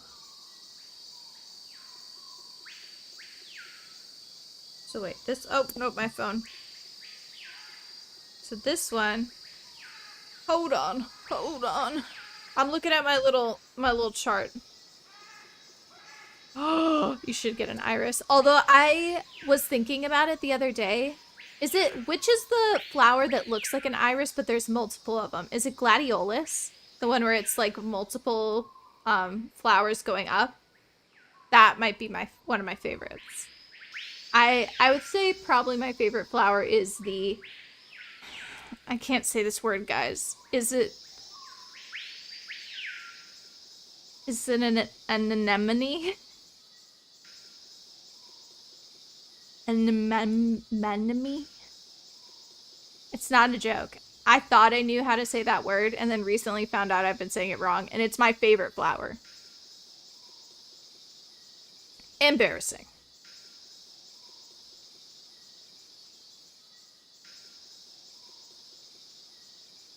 Anemone. I did have it right. Anemone. Okay. I think I was saying anemone. I think that's how I used to say it. Anyway.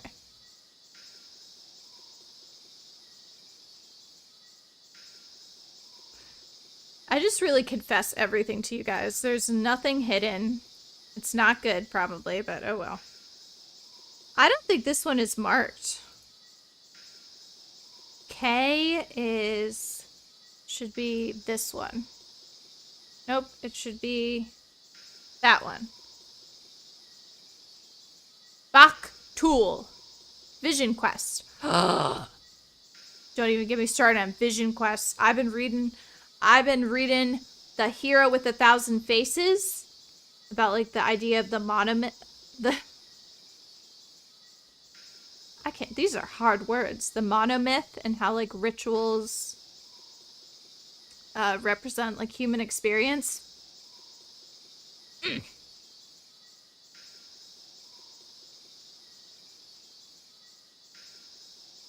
This one's Vision Serpent. What did I say this was K?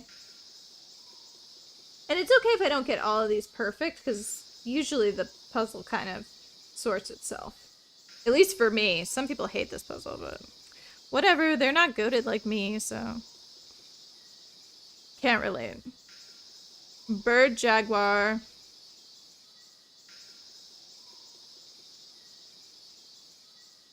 I don't know what a Moogle is, Nina. What is a Moogle? Hall. Okay, I've only got one more. Don't you worry. Hold on tight. Hold on. Jaguar. Do you say the word jaguar or do you say jaguar? The second is super upsetting, but I won't judge you if you say it that way. Interesting. Is it, Nancy?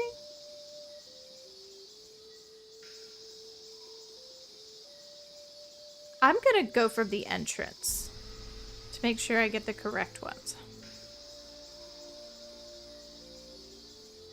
Oh. 3 captives.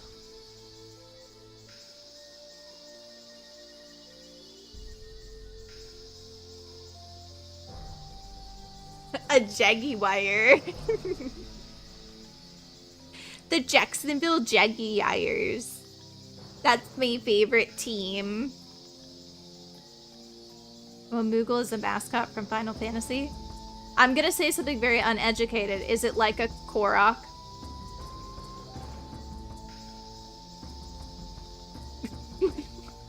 Because those are freaking adorable. But I don't know if that's a good comparison. 3 captives. Wait, I didn't get C. Oh, that's the next one. Google the Moogle. Dude, I'm doing my homework. I'm doing my homework. Like a Korok from Legend of Zelda. They're like little critters, and they wear like silly little. They're like tree bits, so they look like little pieces of wood, and then they wear like hats and masks that are made out of leaves, and they go like like that's the sound they make, and they do really aggressive dances where they're like and it's super cute, okay? It's super cute. So I'll need to Google the Moogle after this. And then C is the monsters. Okay, so a Moogle is more like a cat. Okay. Well, I'm just wondering if they're silly in a similar way. Because some games just have like silly little critters meant for enjoyment purposes, pretty much. Okay. Oh, Eduardo's also a Final Fantasy fan. Don't get Nina started, Eduardo. Y'all Final Fantasy fans, anytime I meet one, y'all are in it. In it. So I am not personally in it. I don't understand the lore, but it seems like there's something cool going on over there.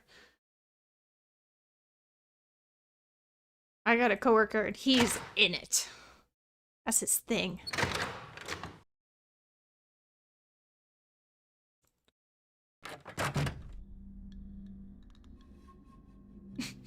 I wouldn't even know where to start with Final Fantasy, Nina. I'm that uneducated. Or A is ham radio. The Maya used different... Although the geographic...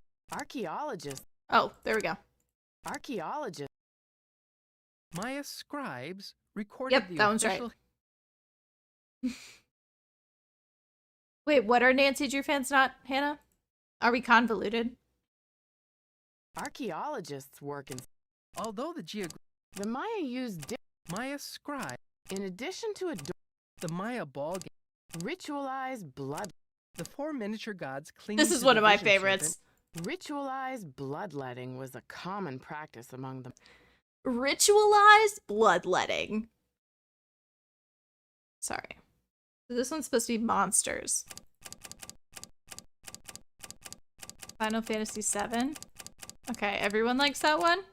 I am Lord Lady Zack, the Maya were Ceramic bowls, such as the one featured in this exhibit, may...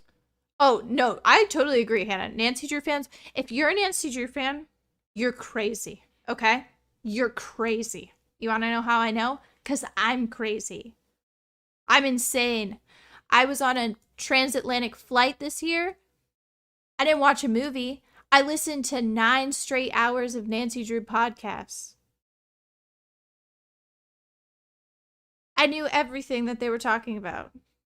I just listened to everything Nancy Drew on repeat. So I get it. If that's your thing, that's your thing. But you need to admit it to yourself that you're crazy. Okay? I say this out of love. We're all crazy. Ceramic bowls, such as... Archaeologists work in some of them. Have you met some of the Clue Crew, Hannah? Some of them be more bonkers than me. And that's saying something. Although the geographic range of The Maya used different... Maya scribes recorded the official history I'm of looking for the kings monster one. In addition to adorning... The Maya ball game. Ritualized... The 4 miniature gods clinging to the date on this slab uses the... Strange, there we go. Supernatural... Strange, Oh my gosh.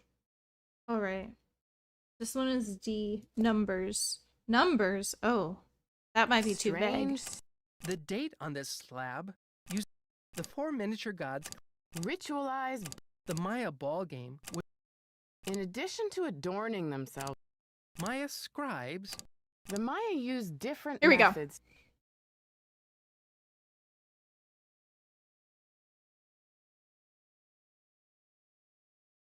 If you think the Nancy Drew community is pure, though, I will say, I highly recommend the subreddit. I think there's a lot of people that like to stay insulated in their Instagram chats and in their Facebook groups. But let me tell you what, if you want to see the underbelly, and I'm the type, I want to see it all. I want to see all the weird people got going. Subreddit. I am Lord Pakal, ruler of the mighty kingdom of I believe that one is correct. A, B, C, D. F should be the range. Although the geographic range of... Okay. Yeah, the subreddit be unhinged, and I love it. I love it. I'm like, are you guys okay? Oh, yeah. I haven't really been on Tumblr. The date on this slab uses the 4 miniature gods clinging... Ritualized... The Maya ball game was a Because the next one. In addition to adorning themselves with jewelry and costumes, the Maya shaped their bodies to heighten their beauty. Beads were dangled in front of infants' faces to encourage crossed eyes, a trait considered attractive to the Maya. I love that. I love those little tidbits, you know? It's like everything has been beautiful at one point or another. It's just your societal upbringing that's telling you whether or not something is beautiful. Anyway. The Maya kings were often in a protracted... That is correct. And then I is the gods. The Maya Yep. It always gives you a few. And then J should be the date on this slab. In addition to adorning... Maya scribe. The Maya used different... Although the geographic... Archaeologists... Ceramic... The Maya were... Lady Zack Cook ruled Palenque before her son... There, that looks like it's in order. See, I told you it always sorts itself. Oh, you know what? I wonder if the garden didn't actually need sorted. And if it was just the main exhibit hall. Okay, well, anyway, it's done.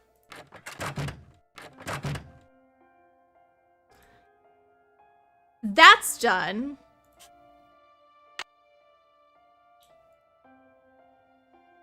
I want to pull the fire alarm now.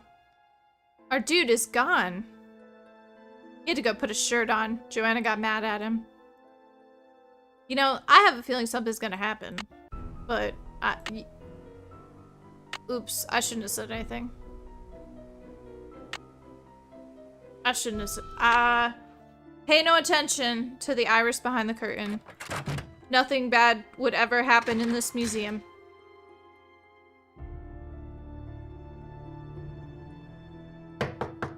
It's locked. Oh, actually, I don't think anything bad's gonna happen. I think I'm here after hours. It's 9:15. Oh, never mind. Just kidding. I don't think he'll be there at this hour. Nina, don't worry about it. Anyone that's just experiencing this for the first time, don't worry about it. It's okay. Nothing bad would ever happen in a Nancy Drew game. Nothing. Never. Seriously, I do be a workaholic, huh? 9:30. This museum is paying me $0. I just pulled a 12-hour workday. Thank goodness I got there at 10. Oops. I was pulled by Alejandro's aura. It was just too strong. Buenos dias. Is he the sheriff as well? From Shadow Ranch. They have pretty similar inflection. No, Sheriff Hernandez, he might be... Maybe he's the same voice actor. I'd have to listen to him. Why did Mexico choose to lend the monolith to Beach Hill and Yeah, not Beach Hill some kind of other sucks. museum? Johanna Riggs outbid everyone.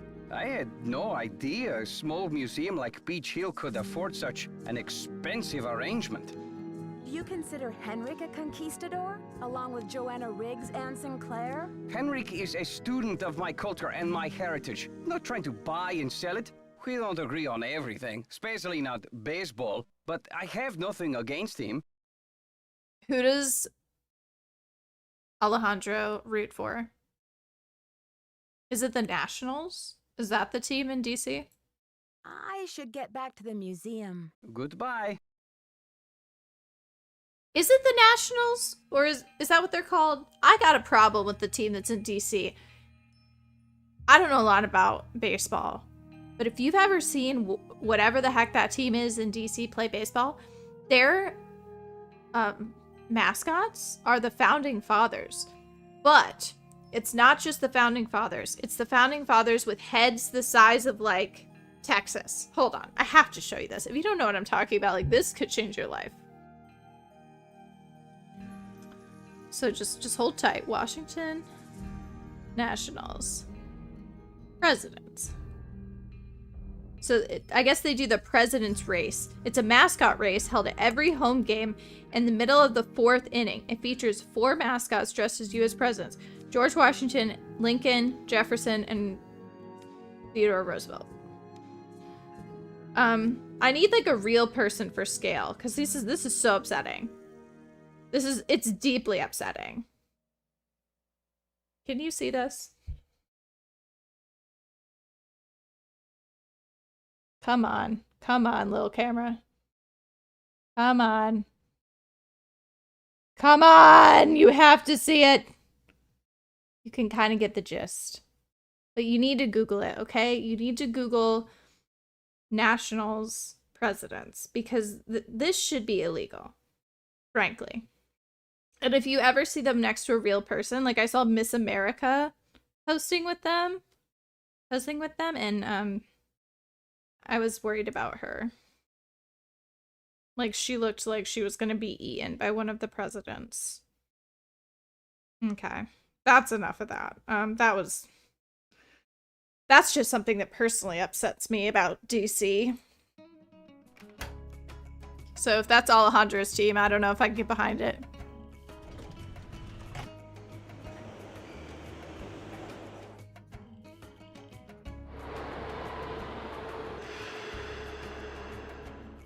Ooh. Fine art and rare antiquities. Nice office, dude. It's about time. Oh, my fears are like maggots infesting my poor old carcass. Want a cookie? They're from Oaxaca. That was a lot all at once. No, thank you. You said Beach Hill is in jeopardy. I need to know why. The art world is being ransacked, Nancy. Prudence Rutherford, a major patron of the arts, had her fire ruby necklace stolen from her villa in Topeka. 2 weeks later, a whole display case full of rare Maya artifacts was heisted from a museum in New Mexico. No, not the Topeka villa. That's my second favorite villa. Oh, gosh. Do you think there's a connection between the two thefts? Who knows? I'm just telling Who you, knows? this community, our friends and colleagues, my people are being systematically trounced by thugs. Who's to say Beach Hill won't be next? You've got to do something. Me, when the chat goes off on me, I'm systematically trounced by thugs. Honestly, daily. It's a daily problem. Doesn't Beach Hill have a security system in place? The museum has a basic alarm system, but it's not exactly state-of-the-art. I've urged Joanna to approach the board about making some security upgrades, but she just keeps saying that the timing isn't right to ask for money. What's my favorite villa? Great question, Nina. I think my favorite villa is probably... I think it's probably Little Rock. You know, number 2, Topeka, number 1, Little Rock.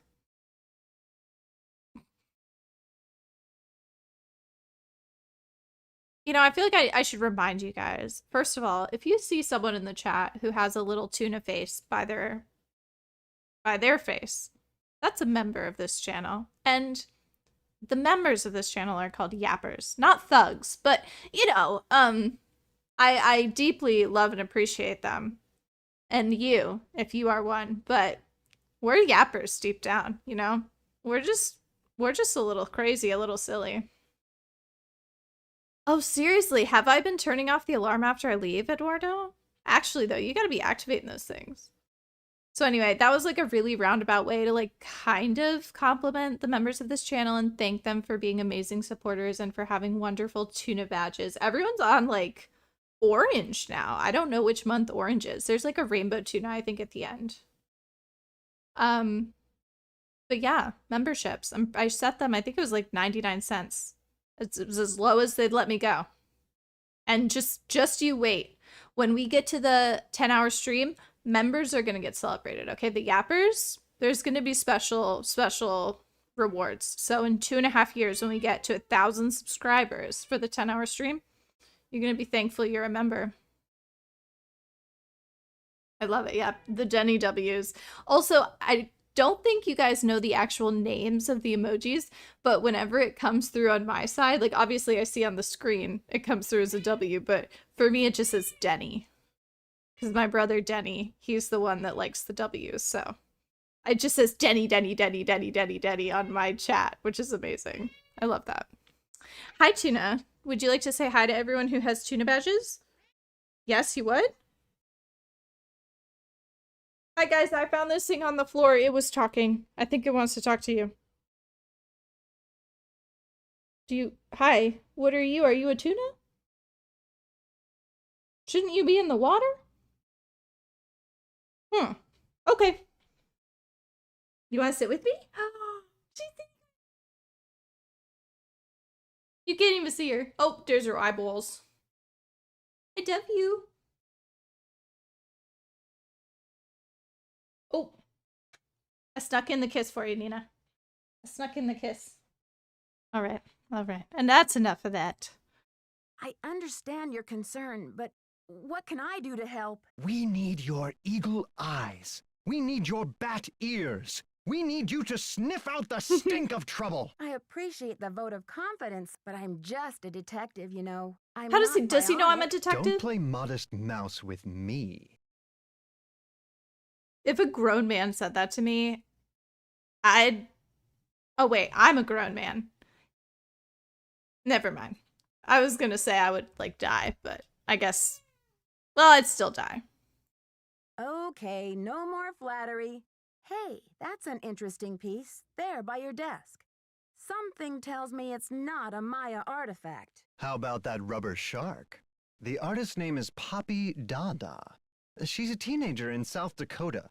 The art world is going bananas over her stuff. I'll unload that one for some serious dinero. Yeah, no, I'm grown. I'm a grown man, Hannah. I'm not even gonna unpack that one. I know Nancy's a teenager, you know, so there's a little bit of a different power dynamic here. But I think I'd still really freak out if someone that looked like this said that to me. Alejandro says you're unethical. Ooh, let's talk about money. When you sell a piece of art, what kind of commission do you get? Standard, 10%. It's no king's ransom, unless of course you sell something for $1 million. Too bad I'm not allowed to put that monolith on the market, huh? Is that standard or is that low? Is that actually standard? I love Poppy Dada, Eduardo. No, I'm not. I am a dude. I'm a grown dude. Whatever I called myself previous. I maybe at the beginning of this channel I was a baby, but I've grown in my gaming ability. Soon I'll be an old man. I don't know why I keep calling myself a man. I have no clue.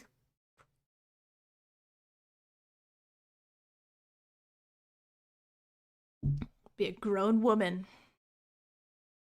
Alejandro says you're unethical. Keeps cutting off the first little bit. That you're robbing Mexico of its cultural history. And I say Alejandro is the real bully of the playground. A lunch money extortionist who loves nothing more than to see the other boys and girls go hungry. Oh yeah, especially in the early games, the men are just like, hey Nancy, what are you doing after work? Oh, Ned, who cares? You're hot stuff. It's pretty much word for word. Joanna says you performed an act of wizardry in helping Beach Hill acquire the Pakal carving. Getting those provenance docs together was a pig and a half. Oh, they're on the up and up, I assure you. But to have been at the height of my career back before the crackdown, those were the days. Gotta hate getting that paperwork in order, huh? A pig and a half? Maybe sometime I'll tell you a sad story I call How Mexico Lost Its Sense of Humor. Not today, though, Nancy.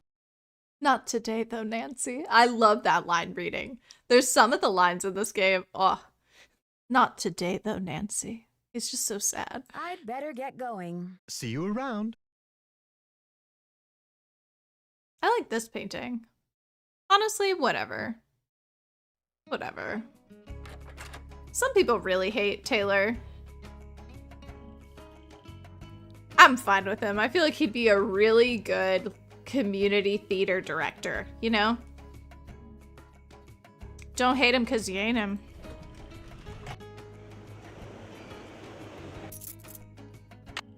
You know, if I showed up and he was wearing that tie, the local production of Charlotte's Web is going to pop off. Come in. Her museum is, what is this called? An office. Her office is absolutely gorgeous. It matches her. Oh, look, she's kind of got like shoulders that point up a little bit. Should I get shoulder pads? I want to be Joanna Riggs. I know people hate Joanna Riggs, but I just wanted to be, you know, a strong woman in the museum world. And I feel like that's who she is. I still want to be her. How are the tasks coming along? But I'm like, can I have help? She's like, no, figure it out yourself. Iconic. Do you think Alejandro would go to extreme measures, like stealing, to reclaim Mexico's artifacts? Who knows? That's also one of her best lines. Who knows? Ooh, yeah, why did you become a museum curator? Because you hate money? Why did you become a museum curator? I became a curator because I want to help make artifacts available to as many people as possible. That's all that matters, isn't it? Unless you're Alejandro Del Rio. Oh, okay. When did Henrik come on board? I got an email from him one day saying he heard the news about Beach Hill getting the monolith. He said he'd drop everything to come here and translate those glyphs. He was even willing to take a pay cut. What could I say except giddy up? You're hired. Henrik knows how to use an email? Suspicious. I don't think that man knows how to use an email. Okay. Where was he working before? At the Chaco Canyon Cultural Center in New Mexico. I've got work to do. Go to it. Yes, ma'am.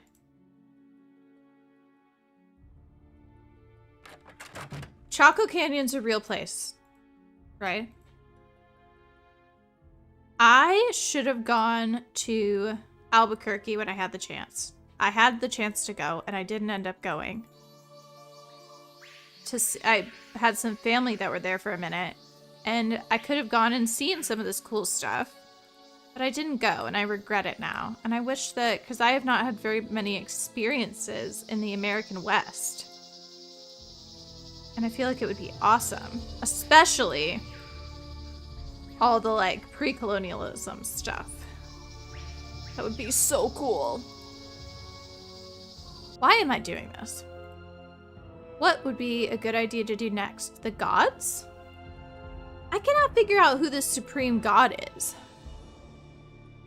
Was it in the... Hold on, hold on. I think there's something I need.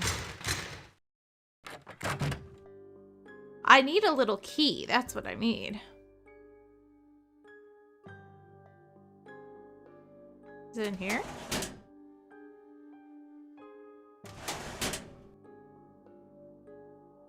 I would love to know how many people have played this game. Or if this is the first time. I know Nina said it was the first time. Oh, yeah, I for sure need to, Hannah. I gotta get out west. What am I doing? I shouldn't be messing around with this without permission. Is that Nancy? Is that my Nancy? No. That couldn't be. It's locked. It's locked. Ooh. Oh, we gonna use Morse code just like we did in the Titanic.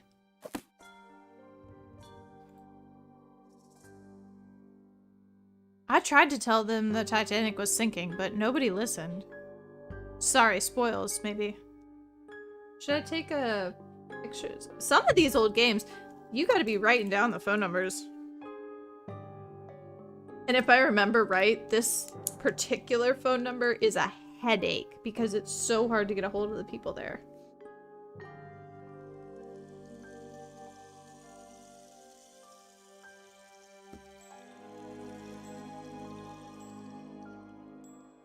All right.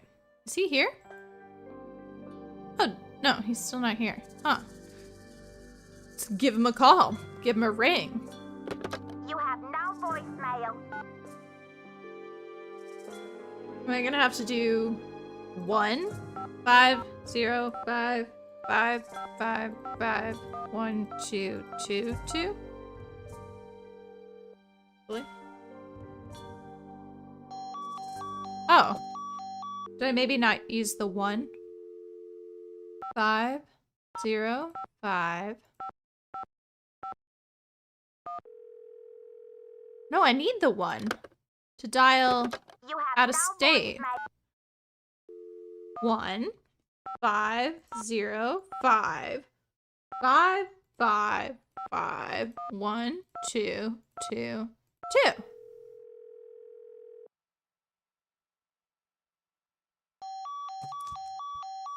Oh. Oh, you know what? Is Prudence... I did it, okay? I just... take me. Beach Hill's been hit. Sit tight, Nancy. The police are on their way. Yes, ma'am. She looked so stern. She's got a firm hand on the wheel of this museum. Wow. Who could have seen this coming? A scarlet hand in my museum? I should talk to Joanna before I touch anything. No, that's okay. I should touch it now. I want the police interrogation. I want to get interrogated.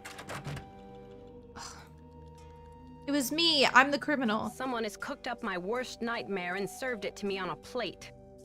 I'm sorry about the theft, Joanna. It must be a terrible loss for the museum. That's the understatement of the year. A scarlet hand in this mystery? Shock.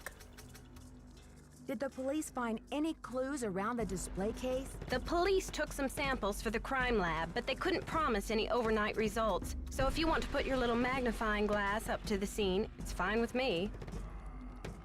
Okay. Why do you have to be so condescending about it? Great. I'll let you know if I find anything. Go to it. Yes, ma'am. Did Prudence Rutherford have a number in here? Because they always be just dropping people's phone numbers. Oh no, I know where I get it. Okay, never mind. Well, look, you can see outside. That's cool. I love this coat that has been in multiple Nancy Drew games.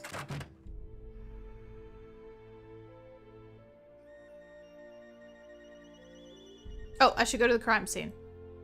I'm just gonna put my dirty hands all over this thing. Gimme, gimme. Yummy crime scene evidence.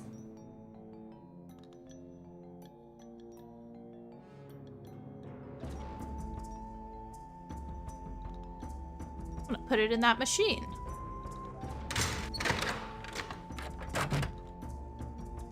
He's still gone. I shouldn't be messing around with this without permission. You know, Nancy used to be a lot less cool with crimes than she is in this game. Maybe I should talk to Franklin. Come in. Hey, I'd like permission to do what I just asked if I could do. Need something? Have you seen Henrik? I found a piece of paper inside the Pakal display case. It had some glyphs on it and a print of a red hand. I'm hoping he can give me a translation. What am I, fish food? Henrik's not the only one around here who can read a glyph, you know. Yes. Yes, Joanna. Okay, great. Did you happen to see the thief's message? The police showed me the note. It said, "The magician suffers yellow death," whatever that means. Apparently, the thief just couldn't come up with the glyphs for "the curator suffers flaming purple disgrace." Why purple? I'm curious about the red handprint the thief left. Does it have any significance in Maya culture? Afraid I can't help you there. What I want to know is what the hand was printed with. It's obviously not finger paint. Why don't you do a little analysis on it in the lab? I haven't seen Henrik since the theft. Where do you think he could be? Who knows? Who knows? She never knows. Hey, have you guys ever had birch beer before? It's really yummy. It's probably my favorite soda, but you can only get it in really select places. It's a lot like root beer or sarsaparilla, but it's 20 times better. That's right, 20 times. I said it.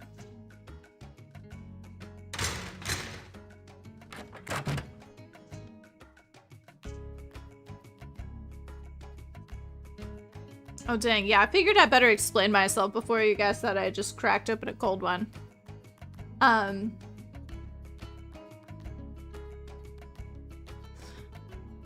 It's quite delicious, but often I can only get it in Pennsylvania. Or like at an Amish store. Oops. It's super yummy. And white birch beer is also good.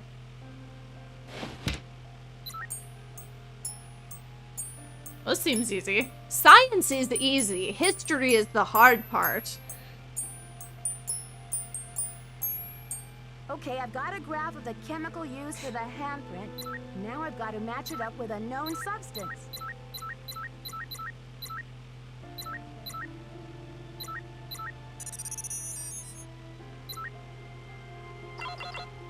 That's Science.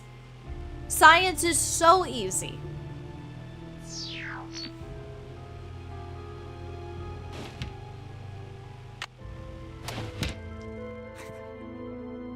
They really said, we're gonna make the scientists look dumb, so all the kids want to become cool museum curators after playing this game. And you know what? It worked on me. It worked.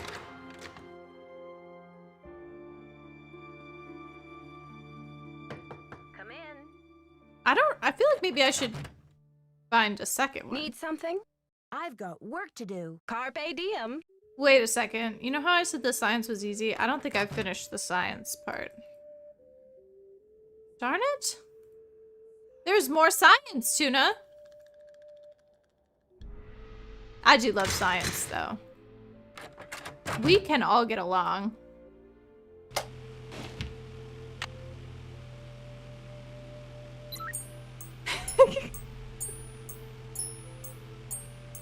What? You want to see the science? Look. It's hard to hold you up here.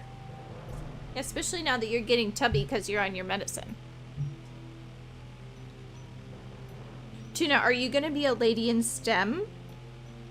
Or are you going into the humanities?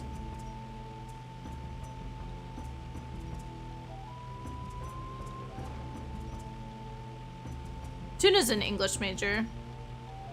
She's working on learning English, but then she'll major in it.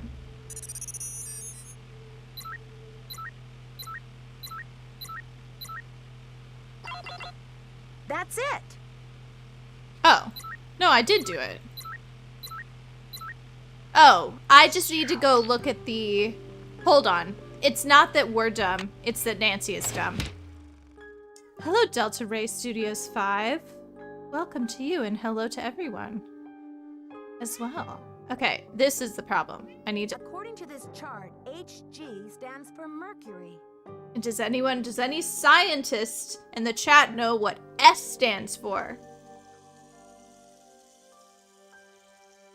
Tuna knows. She's been yelling it this whole time. Hi.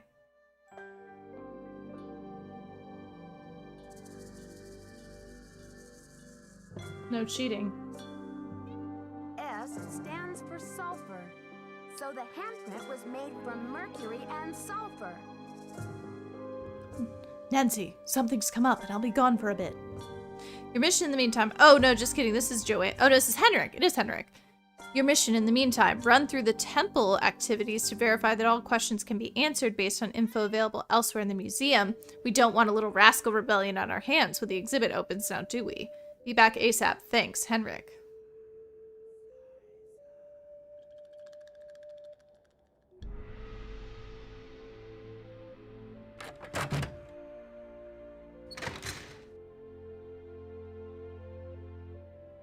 All right, Nancy has acquired the necessary knowledge. Need something? I did the chemical analysis you suggested. That red hand was printed with a compound containing mercury and sulfur. Does that mean anything to you? Sure, cinnabar. The Maya would rub it into their most important carvings to add definition to the artist's lines. Perfect. Cinnabon in the lines. Where would a person get a supply of cinnabar? We use cinnabar here at the museum the same way the Maya did, to keep things as authentic as possible. Henrik orders those kinds of supplies, but we've been out of stock for quite a while. The last I heard, there was some kind of holdup with the distributor. What? I've got work to do. Semper ubi sabubi.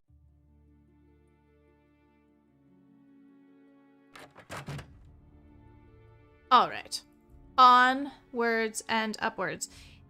If anybody knows the name of the supreme god, you are allowed to put it in the chat, because I really don't know which it is.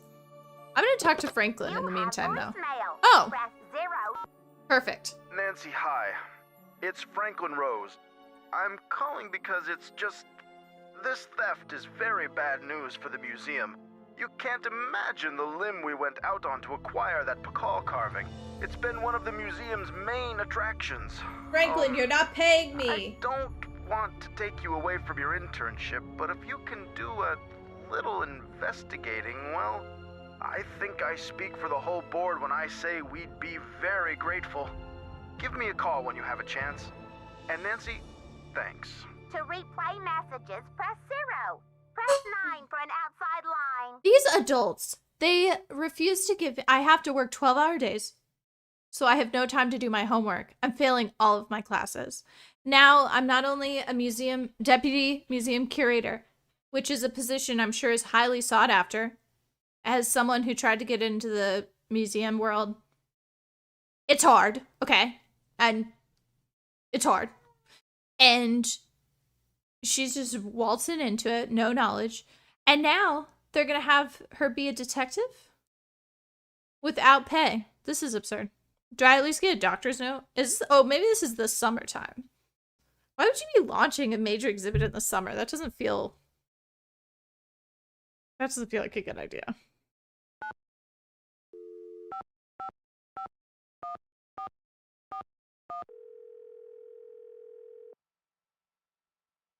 DC in the summer Roswell, sucks. Jackson and Rose, how may I direct your call? This is Nancy Drew, calling for Franklin Rose, please. Just Negotiate a stipend. Nancy, hello.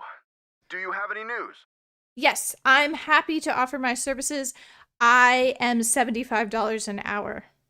The thief left a message in glyphs. According to Joanna, the translation is, "The magician suffers yellow death." What in the world could that mean? Oh, Nancy, you zero in on a case like a heat-seeking missile, don't you? I feel so much better knowing you're going to follow up on every lead. I'll help in any way I can. I'll invoice you, Franklin. Thanks, Mr. Rose. That's what I'm here for. What are you here for?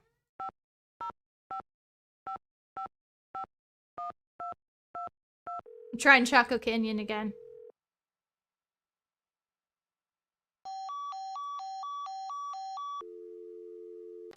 That museum is out of business. All right, we should order Cinnabar, or attempt to. Keep it real restoration, 5556766. You have no voice.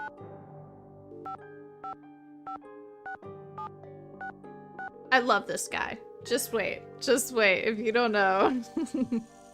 Keep it real. Max speaking. Hi, do you sell a compound of mercury and sulfur? Mercuric sulfide? Oh, we sure do. How much do you need? First things first. What account's this for? Well, the account number is... We're getting Cinnabon. But I'm not sure if we need any. Well, hello there, Beach Hill. Hey, you're not Sunny June. Whatever happened to that guy? I suppose you caught a ride on a flying saucer, huh? What a riot. I'm sorry. Anyway, you don't need to reorder, do you? Unless you ate last week's shipment for breakfast, that is. Do you know who placed that order? The initials on the order are J.R. Joanna Riggs, she lied to us. Was the package shipped to the museum? Oh? Oops, I guess we didn't ship it at all. It looks like the package was picked up here at the warehouse. You're sure it was last week? Well, that's what it says here. Can you remember anything about the person who picked up the package? Was it a lady in a cool sweater? I sure can't. Guess I must have been at lunch or something. Dang it. So there hasn't been a hold-up at the distributor or anything like that? Hold up. Oh, I don't know where you heard that. We've got enough mercuric sulfide in-house to sink a ship. Titanic. Well, thanks for your help. Sure thing. I hope there wasn't any problem with the stuff, was there? We only used the top-grade mercuric sulfide. Problem? Not that I could hold you responsible for. Well, you sound a little green in the chemicals department, if you don't mind my saying so. I hope you know that mercuric sulfide is highly toxic. Makes you crazy. Ooh. Toxic? Oh, looks like I've got another call coming in here. You give us a call in about 4 months or so when you start to run out, okie doke? And don't forget to keep it real. Love it. Hi, Guadalupe. Welcome. I'm doing fabulous. How are you doing? That's how the Titanic sank. Oh, it was filled with too much Cinnabon. Do you guys prefer, when you go to Cinnabon, do you prefer the, what do they call it? Just the center of the roll? Or do you prefer the whole roll? Do you prefer a mini roll? Do you prefer where they cut it up into little bits? when I went to so recently I was on a business trip to Las Vegas, and on the way back I was hungry, and instead of getting a real meal, I bought a massive Cinnabon, and I got the one, I had them add like the pecan, whatever. It was like caramel pecan. It was not as good as a normal Cinnabon. I'm just gonna warn you right now. Don't be tempted by the bells and whistles. Just go classic, okay? Go classic. Always. Always. So Joanna's a freaking liar. She picked up the mercuric sulfide. And she did it without my permission. And that's not great. Yeah, I mean, the pecans were fine.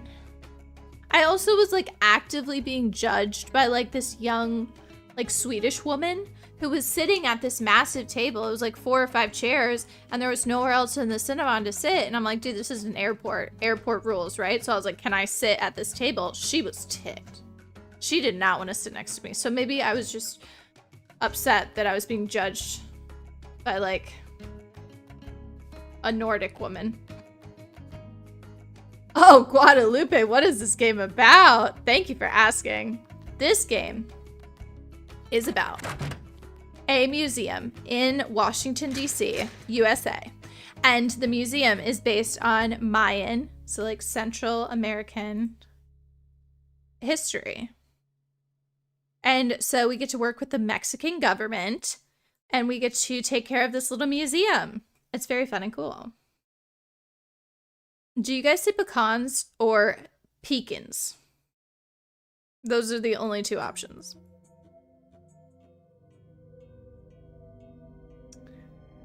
Where am I going? Should I confront Joanna? But she's such a boss lady. I'm kind of scared of her this playthrough, not gonna lie. She reminds me a little bit of my current boss, actually, now that I'm playing this. Do Nordic people love their personal space? So was I infringing on her, Scott? I mean, I guess I hear that, but also it was an airport in Las Vegas, so. Scott pronounces it Pekin, not Pekin. I'm assuming the pyramid is supposed to be Mayan in origin. It looks like a ziggurat. Is that what would you call a Central American pyramid, a ziggurat, because it has like the tiers as opposed to, or is that specifically Zoroastrian? Pecan. I think that's I think if I had to think about it, that's what I would say. But or pecan. Pecan pie. Oh, maybe that's my vote. It's a pecan, but it's pecan pie. I might just put that out there as for your consideration. Because I would never say pecan pie, let's be honest. I'm from North Carolina, y'all. That ain't no pecan pie. Oh, Hannah. Oh, no. I didn't know I cared about it until this exact moment. Interesting. I've never worked it out, but yeah, I guess I just, it's pecan pie. Just sounds right. I also saw an argument online, and I did not vet this, so it could be completely incorrect, that, how do you say this word?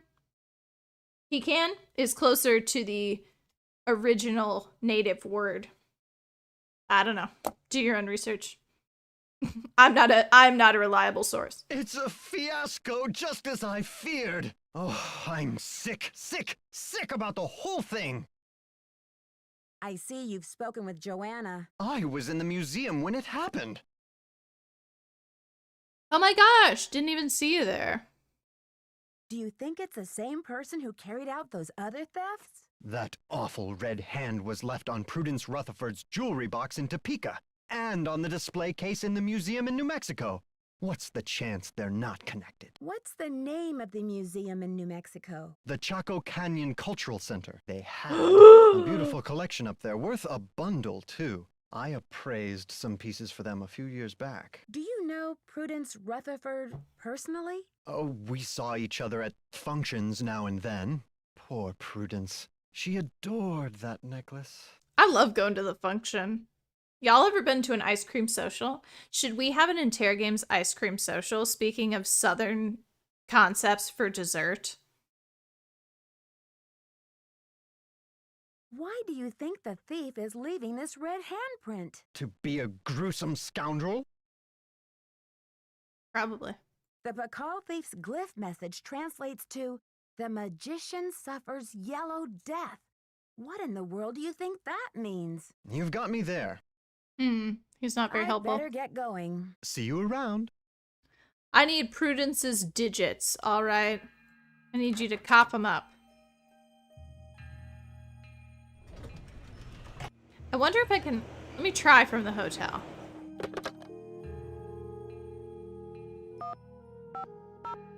Oh, these buttons are satisfying to click.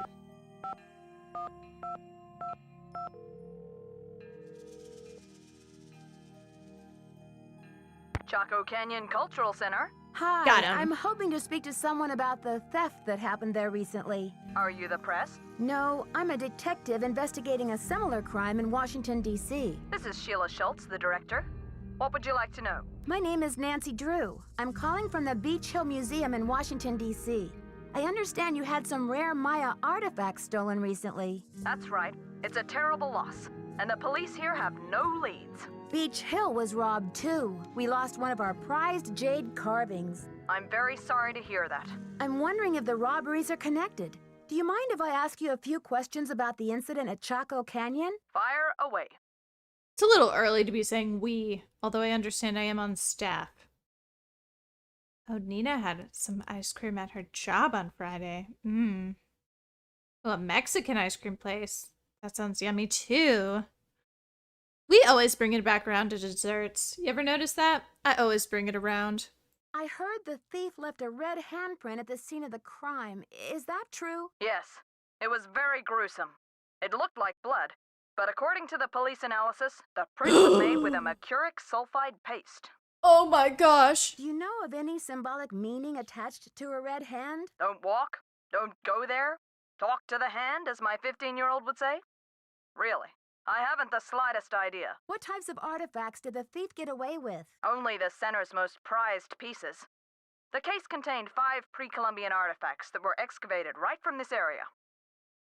See, pre-Columbian, we've been using that term. I'm going to send you guys a worksheet with all of the terms you've learned today, and I expect them to be memorized by the second stream. I also expect you to have completed chapters 1 through 5 of Fifth Son. All right, this is on your reading list. It was on the syllabus. Okay, so I don't want to hear anybody. Part 2. Oh, I didn't read the syllabus. No. This is back to school time, and all of us adults are getting learnt. All right, we don't get turned here on Interrogames. We get learnt for learning times. Do you get a grade? Absolutely, you get a grade. And if you don't get a passing grade, you get kicked. You get banned from the channel. There will not be a reward. The reward is that you're allowed to stay. I don't care if you have a game. I don't care if you have theater practice. You can get your homework done, okay? I did it. When I was a kid. Tuna did it, and she doesn't even know English. She hasn't even learned how to read. She still did her homework.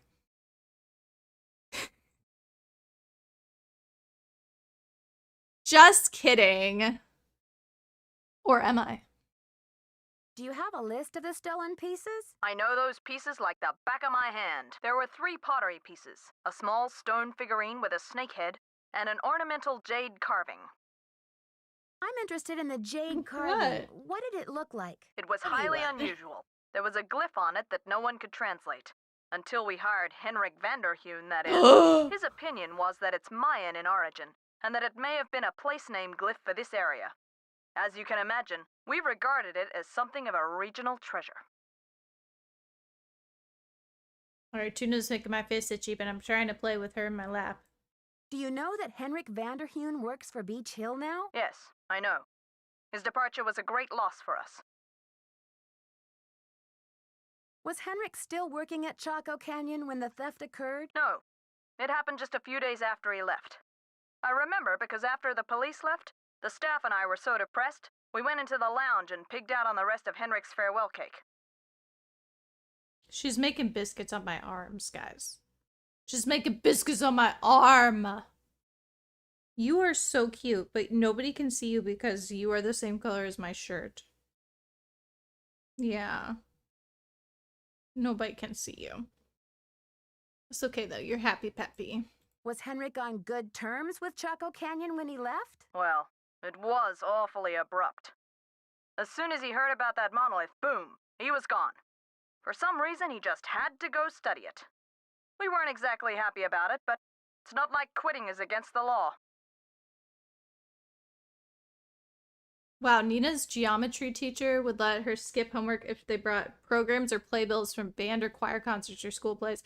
That's hilarious. I still had all my homework due, and I was in a math class that was very intensive, and I had a really silly teacher, and she was super chill about it as long as you did your work, but it was a lot of it, and I just remember being gone constantly for just getting pulled out for, like, state competitions and practices and local things, and she was like, "Are you ever coming to class?" And I was like, "Not really." And she's like, "Okay, I don't care as long," but I had to turn in my work or take, you know, stuff early. Dang, Hannah's English teacher let her slide the homework because you had a basketball game? Wow. Slacking off. I had to do all the work. I never got a pass. Do you recall having some appraisal work done by an art dealer by the name of Taylor Sinclair? How could I forget?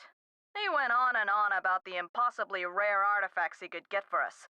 I said, "Are you an art dealer or a smuggler?" But he assured me that the provenance documents would all be in order. Still, I never did any further business with him. He just seemed slippery. Could you send me a photo of that jade carving so I can take a look at the glyph? I'm afraid I sent our only print off to the insurance company. They said they'd return it, but who knows when our claim will be processed. I'm sorry. Thanks a million, Sheila. Feel free to call if you have any more questions. I wish you guys could see Tuna right now because she's being so cute and she's just cradled in my arm. And I think she's gonna stay there, so I'll just be slouched a little bit holding her, but not to worry.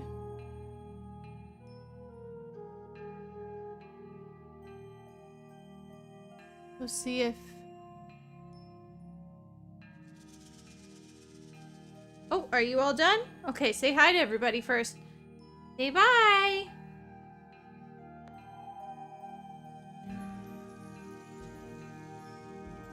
Thank you, Delta Ray Studios 5, for subscribing. I'm sure you subscribed several minutes ago. It is usually a little bit delayed. But thank you anyway. Oh my gosh, now Tuna, my whole face is like itchy. Because I'm allergic to my tuna.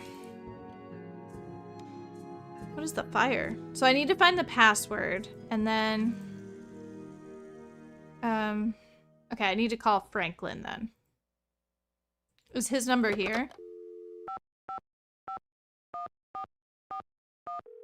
I wish I had a granola bar right now. I got a hankering for a granola bar, Tuna. Boswell, Jackson, and Rose, how may I direct your call? This is Nancy Drew, calling for Franklin Rose, please. Just a minute, please. Nancy, to what do I owe the pleasure of this call? I need help. To contact a woman named Prudence Rutherford. I noticed she's on the board of the Topeka Commission for the Arts, and that they've donated money to Beach Hill. Any idea how I might track her down? Well, you're in luck. It so happens that Prudence and I sat on the panel of judges for the Kansas Speak No Evil Mime competition for 3 years in a row. Oh my gosh. Back gosh. when I lived in Wichita. How's that for a small world? The Speak No Evil Mime competition, they know how clever they are. Her Interactive thought about that. You judged a mime competition? Indeed I did. I haven't talked to Prudence in about 10 years. But let's see if I still Write this have her down. in this old dinosaur of a Rolodex. Ah, yes, here we go. Got a pen? It's area code 785-555-7279. What's this all about? I think Ms. Rutherford had a run-in with a red-handed thief, much like the one who took the Pakal carving. Ha! You're a real pro, Nancy. Say, why don't I call ahead and let Prudence know what's going on? Good idea. That way I can say hello and she'll be expecting you. That would be great, Mr. Rose. Not a problem, dear. How long do we give him? Do we just like run around the hotel room for a minute? Whee! Probably that's good enough. I have also gotten stuck in this game because I have not written down the phone number of Prudence Rutherford, and I don't think they help you with that. So, oops. I didn't dial out, dang it. 1785, or use my country code.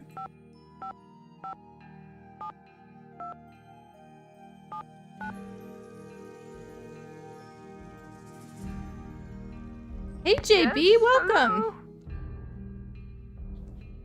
Oh, I have to Hi, introduce this myself. is Nancy Drew, calling from Washington, D.C. I'm trying to reach Prudence Rutherford, please. Oh, yes. Franklin told me you'd be calling. Such dreadful news about Beach Hill. I will do everything in my power to help you catch those rapscallions. To think how they violated the sanctity of my domicile. Good heavens. That's the chat. That's the chat. Violating the sanctity of my domicile every Thursday and Sunday. Yapping to high heaven. JB, the museum job is excellent. Not only am I on staff at the museum, I'm also their resident detective. It is not boring. History is very cool. I'm sorry to hear about your loss. What can you tell me about the necklace? I can't even think about it. Oh, just the very thought of my precious necklace gone, stranded, orphaned, and in the hands of some dirty stranger makes my blood boil. Was the A necklace dirty a gift? stranger. I inherited it from my mother-in-law. But you see, the necklace means much more to me than just a handful of priceless rubies. More? In what way? I had the necklace restrung to include an exquisite jade carving as the centerpiece. She also added genuine diamonds. Artifact of the ancient Maya. The carving is not only one of a kind, but a Rutherford family heirloom given to me by my great-grandfather when I was just a little girl. Her great-grandfather is mentioned in the garden. I never noticed that. There's the Rutherford slab, and it was like 1800s. Every rich person is out exploring, I'm pretty sure, vibes. So her great-grandfather must have got it during that expedition. I'm assuming. What does the jade piece look like? It features a rare glyph. No one's been able to give me a precise translation, but most epigraphers have agreed that it has something to do with a snake, the color green, and the direction south.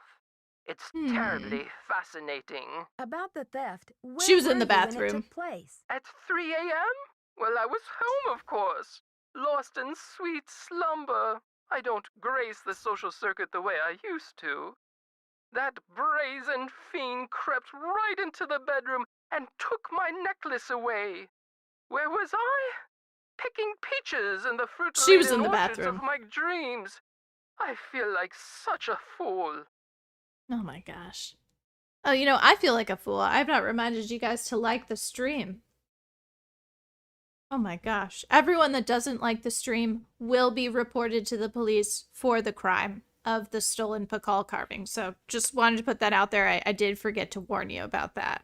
Was anything else taken besides the necklace? Nothing. Not even my brand new Dada. Synesthetic, interactive, organic journey? Ha! I always knew Dada was overrated. One moment, dear. Off! Off the sofa, you nasty beast! Now! What are you doing? What did I say about the sofa? Bad, bad, naughty bad. I'm sorry, dear. What was I saying? Oh, the police are here. The police are here in the chat to take you away if you haven't liked the stream. Thank you, Nina. Problems with a dog? What? No, I was speaking to my husband, dear. My second husband. Soon to become my ex-husband if he continues to crawl on the furniture like that. Anyway, what was I saying? Oh, yes! Oh, they must have known. The rest of my valuables were left untouched. Frankly, I don't know whether to be grateful or insulted. Yeah, she's got tacky jewelry. What about evidence? The first thing I saw when I opened my eyes was this positively ghoulish red handprint on the wall. I nearly jumped out of my skin. A red handprint was left at the scene of the crime at Beach Hill, too. Ms. Rutherford, I'm almost certain that these robberies were committed by the same person. But why? What is so special about these carvings? Miss Rutherford, it would be so helpful if I knew exactly what your carving looked like. Could you send me a picture that shows it in detail? I can do better than a photo. The insurance company A photo? made this dreadful replica of the necklace with the idea that I would wear such a thing to public functions. Please. But I could send that to you if you'd like. Perfect. Let me give you the address. My secretary will have the address of the museum. Now, if that is all you would require, young lady, I will need to attend to other pressing matters. Thanks a million, Miss Rutherford. I won't let you down. Call me Prudence. Oh, and Nancy, when you find the villains who did this to me, do me a favor and give them a sound thrashing. You're coming through loud and clear. Bye. Wow, we're gonna go beat somebody up. If this is anything like the Titanic game, there better be a beating somebody up minigame. That was the best part. If I haven't encouraged you yet, if you're a Nancy Drew fan and you're listening, this is just earth to Nancy Drew fans. You either need to watch me play it, because it's a little finicky to play, or you personally need to play Titanic Adventure Out of Time, which was suggested to me by Hannah on Track in the chat. It is an excellent point-and-click mystery in which you can change history, and it's a lot like a Nancy Drew mystery, and it kind of scratched that itch for me, and I loved it. So either watch it on the channel you're currently on. It's not even hard to find it because you're already on the channel, or it's on Steam. Now it is a little hard. Hannah had to help me figure out how to play it, but once I figured that out, easy peasy lemon squeezy. And then yes, apparently that company made another game that Hannah has put in the chat. So if you're looking for scratching that Nancy Drew itch, scratch. Need something? I've got work to do. Carpe diem. Okay. I feel like we're kind of coming up to like a halfway point here. I'll go till about another like 10 minutes. Because I don't want anything too intense to occur. I gotta figure out the god though. I bet it was in the recording. I thought for sure it was Shield Jaguar. I'm so confused. Oh, I can't even play them now? Oh. I never use the headphones. I know you can use them. Look, I can do this. Watch.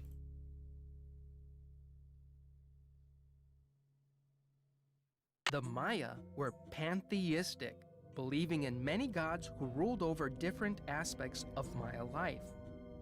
Chak was the god of rain. Ishel, goddess of the moon, presided over childbirth and basket weaving.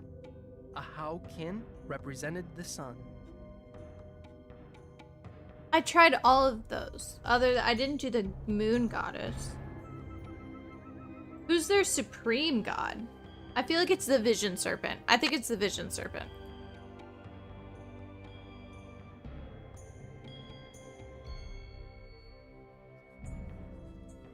All right. One more go, and then I might need help or to look it up.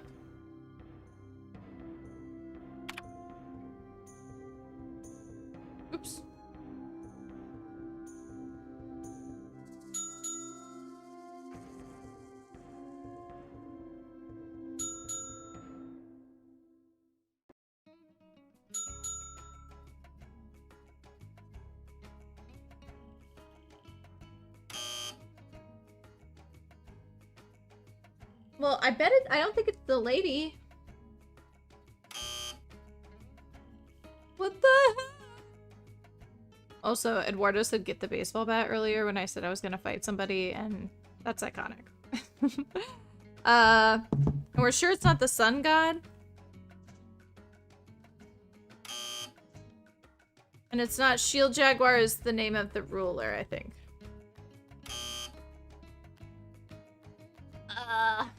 There. I swear. Gonna have to do some more reading, I suppose. It could be somewhere random.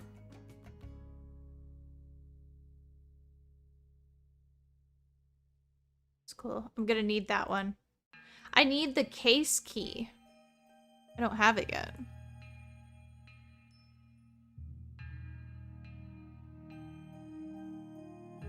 There was the offering bowl. The war god, Balak. You think he was the supreme? I guess I might as well just write all these names down.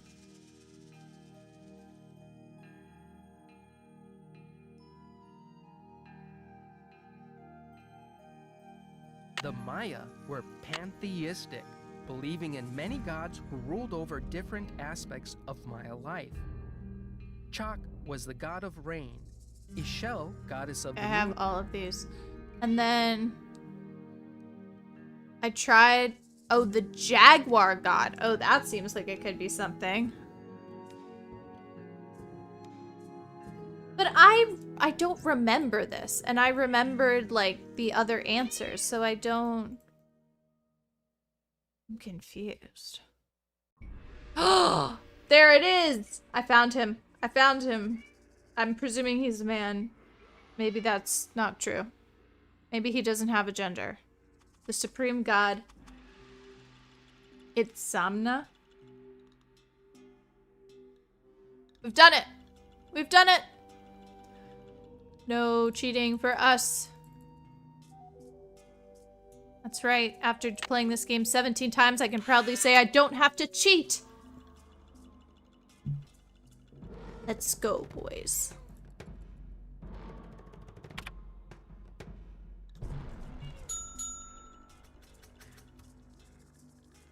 Thank you for the encouragement. I don't deserve it. Oops.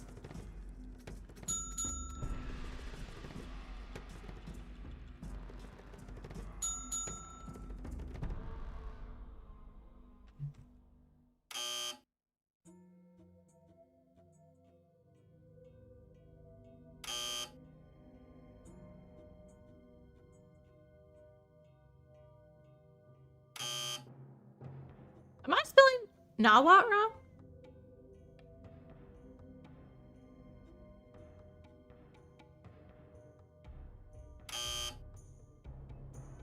What the heck?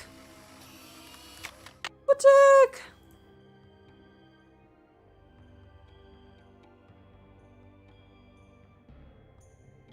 Tuna is upset. She's like, it's my bedtime.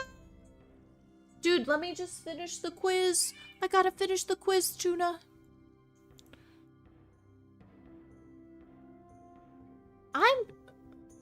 Oh, I wonder... Oh, here it is. Language.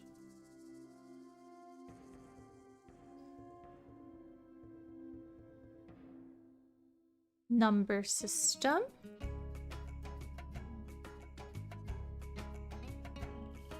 Maya scribes recorded the official history of the kings and queens, but very little is known about daily life in the Maya world.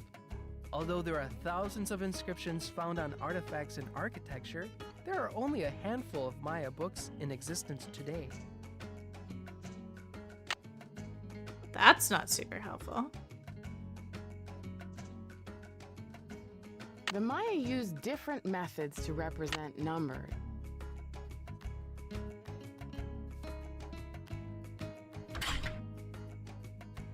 Should I ask someone? No, it needs to be accessible in the museum.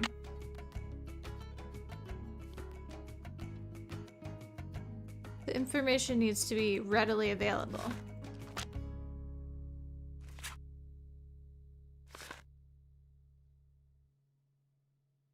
I'm assuming it's just a byline, kind of like the other one was.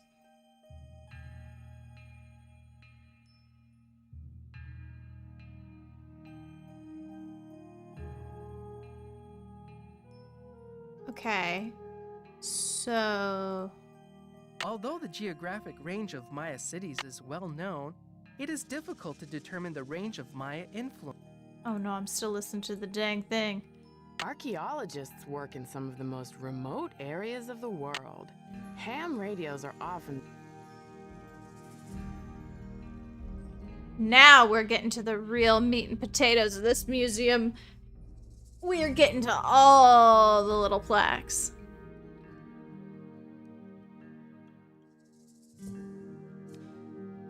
Wonder if it's in here.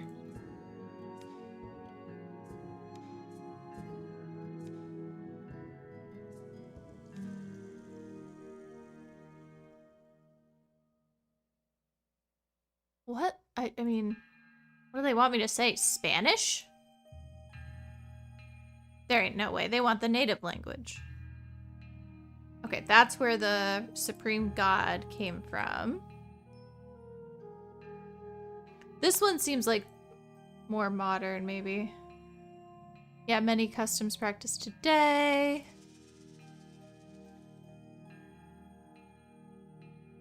The Maya ball game was a religious activity as well as a spectator sport.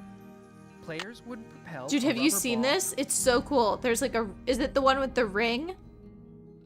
The Maya ball game was a religious activity. Yes. Okay. So there's like the stone ring, and then you have to like hit it with your hip to get the stone or get the ball through the hoop. It's like basketball, but like the hoop is this way, not that way. If that makes sense. Like it's like this, not like that. Wow, I can think in 3D. Bet you didn't see that coming. In addition to adorning themselves... Nope, that's not it. Maybe it's in the garden. It's just like the road to El Dorado, actually. I think they did a fairly good job with that. So see, this is the Rutherford slab, so 1884. That Victorian urge, you know, to just go hang out in the jungle. Yeah, he's British. What did I say? Looks like they repatriated it, though. Because, look, the Rutherfords are on the up and up, because it's on loan from the Museo de Antiguas in Guatemala.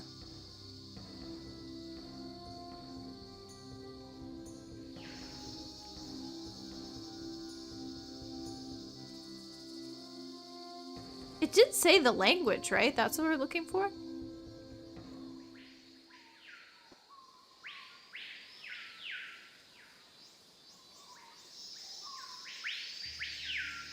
We're doing so much learning. I'm so proud. Crazy how I can't find the answer.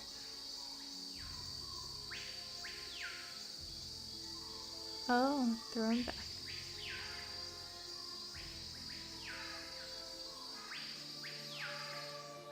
Ooh. It's supposed to be in the exhibit, so I shouldn't have to ask anyone for help.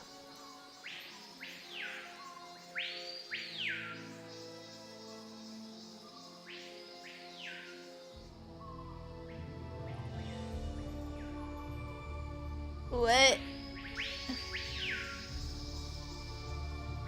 I said, I'm pretty sure I'm wrapping this stream up, and the temple quiz said absolutely not. Where could it possibly be? Is it in the temple? That'd be funny if it was actually in here.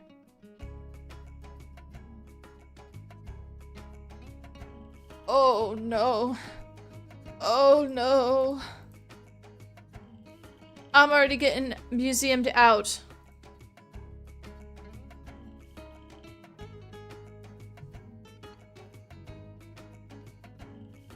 Dude, yeah, poor Nina. Terminal post-classical period. I'm trying to see if on the top. There's something. It's totally just gotta be Nawat, right? I mean, did I just spell it incorrectly? Did they want me to write glyphs? Oh! Oops! It was literally in the language section on the first plaque. I guess I didn't look at that. I think we're gonna use quiche, because that's a food, and I am hungry. The Maya writing system is the most advanced ever developed in the New World. The most advanced? What about the Cherokee? Should we fight? Should we set up the Maya and the Cherokee to fight over who has the coolest language? Anyway, as with Egyptian hieroglyphs, symbols represent either sounds or concepts. Mayan is considered a distinct linguistic group, and several modern variants exist, including the quiche. They just were really hungry for eggs at the time.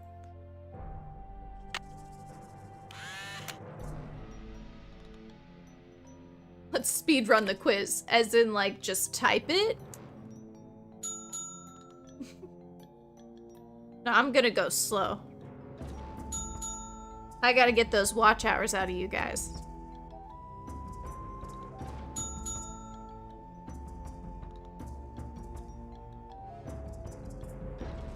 Oh no, I mistyped. No, just kidding. Wait, we're encouraging violence? No, I was just more like an intellectual debate between the Cherokee and the... Because don't they have... Didn't they invent like the first alphabet?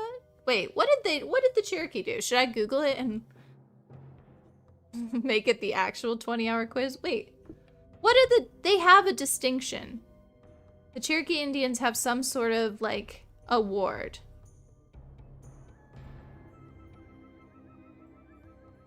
Hi, Sour Klaus. Welcome. Yeah, it's really late, though. So they said New World. So I was like, technically, the Cherokee language didn't emerge until the early 1800s.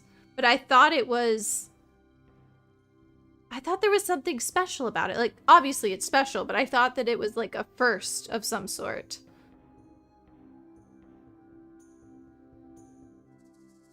It's a syllabary. It's not an alphabet. Everything represents a syllable. I thought that it was like, why would I think there was something very specific, like a specific record that it held? Still very cool, the language, if you ever see it, if you ever have the opportunity to go to North Carolina and go to the town of Cherokee. It's gorgeous. It's like very pretty. It kind of looks like Sanskrit. It's like very swoopy, and you just see it everywhere. Huh. Okay. Well, honestly, I don't really remember. I thought that it had like a very specific distinction of the type of language it was, but anyway, pop it off, Cherokee. Cool alphabet, but it's not an alphabet. It's a syllabary. So... See, look at that. That's a nerd moment in which I had to do some learning. Because you never stop learning. We have missed you, Sour Klaus. What the heck? Hope you... Well, you do have a new baby, right? So, I think you have a pretty good reason. But we do miss you. Nice! We can descend to the next level. Yes, W's in the chat for Sour Klaus. Right, look at this. Part 2. I wonder if there's any of the second part of the quiz that I remember.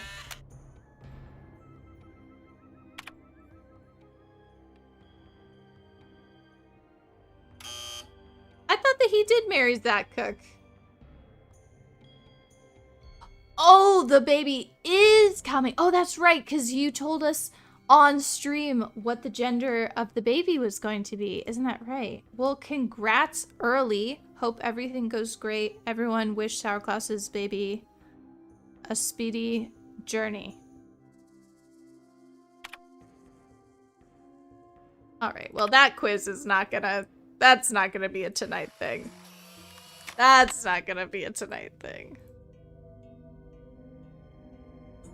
That's cool. That's what I look like if I haven't gotten enough sleep.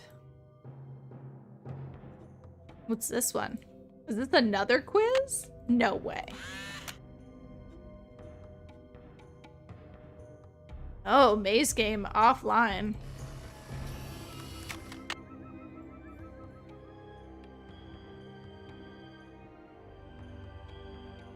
Okay.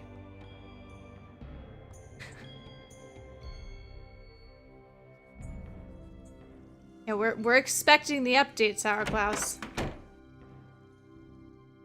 So the child is already a friend of the channel.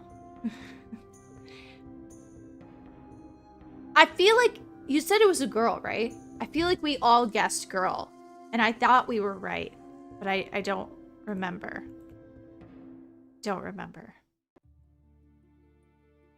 It's locked. Oh wow, it just really banged down the door. I feel like I should go back to my hotel room for the night. That's just the best thing to do. Oh, we guessed boy? Oh, I don't remember.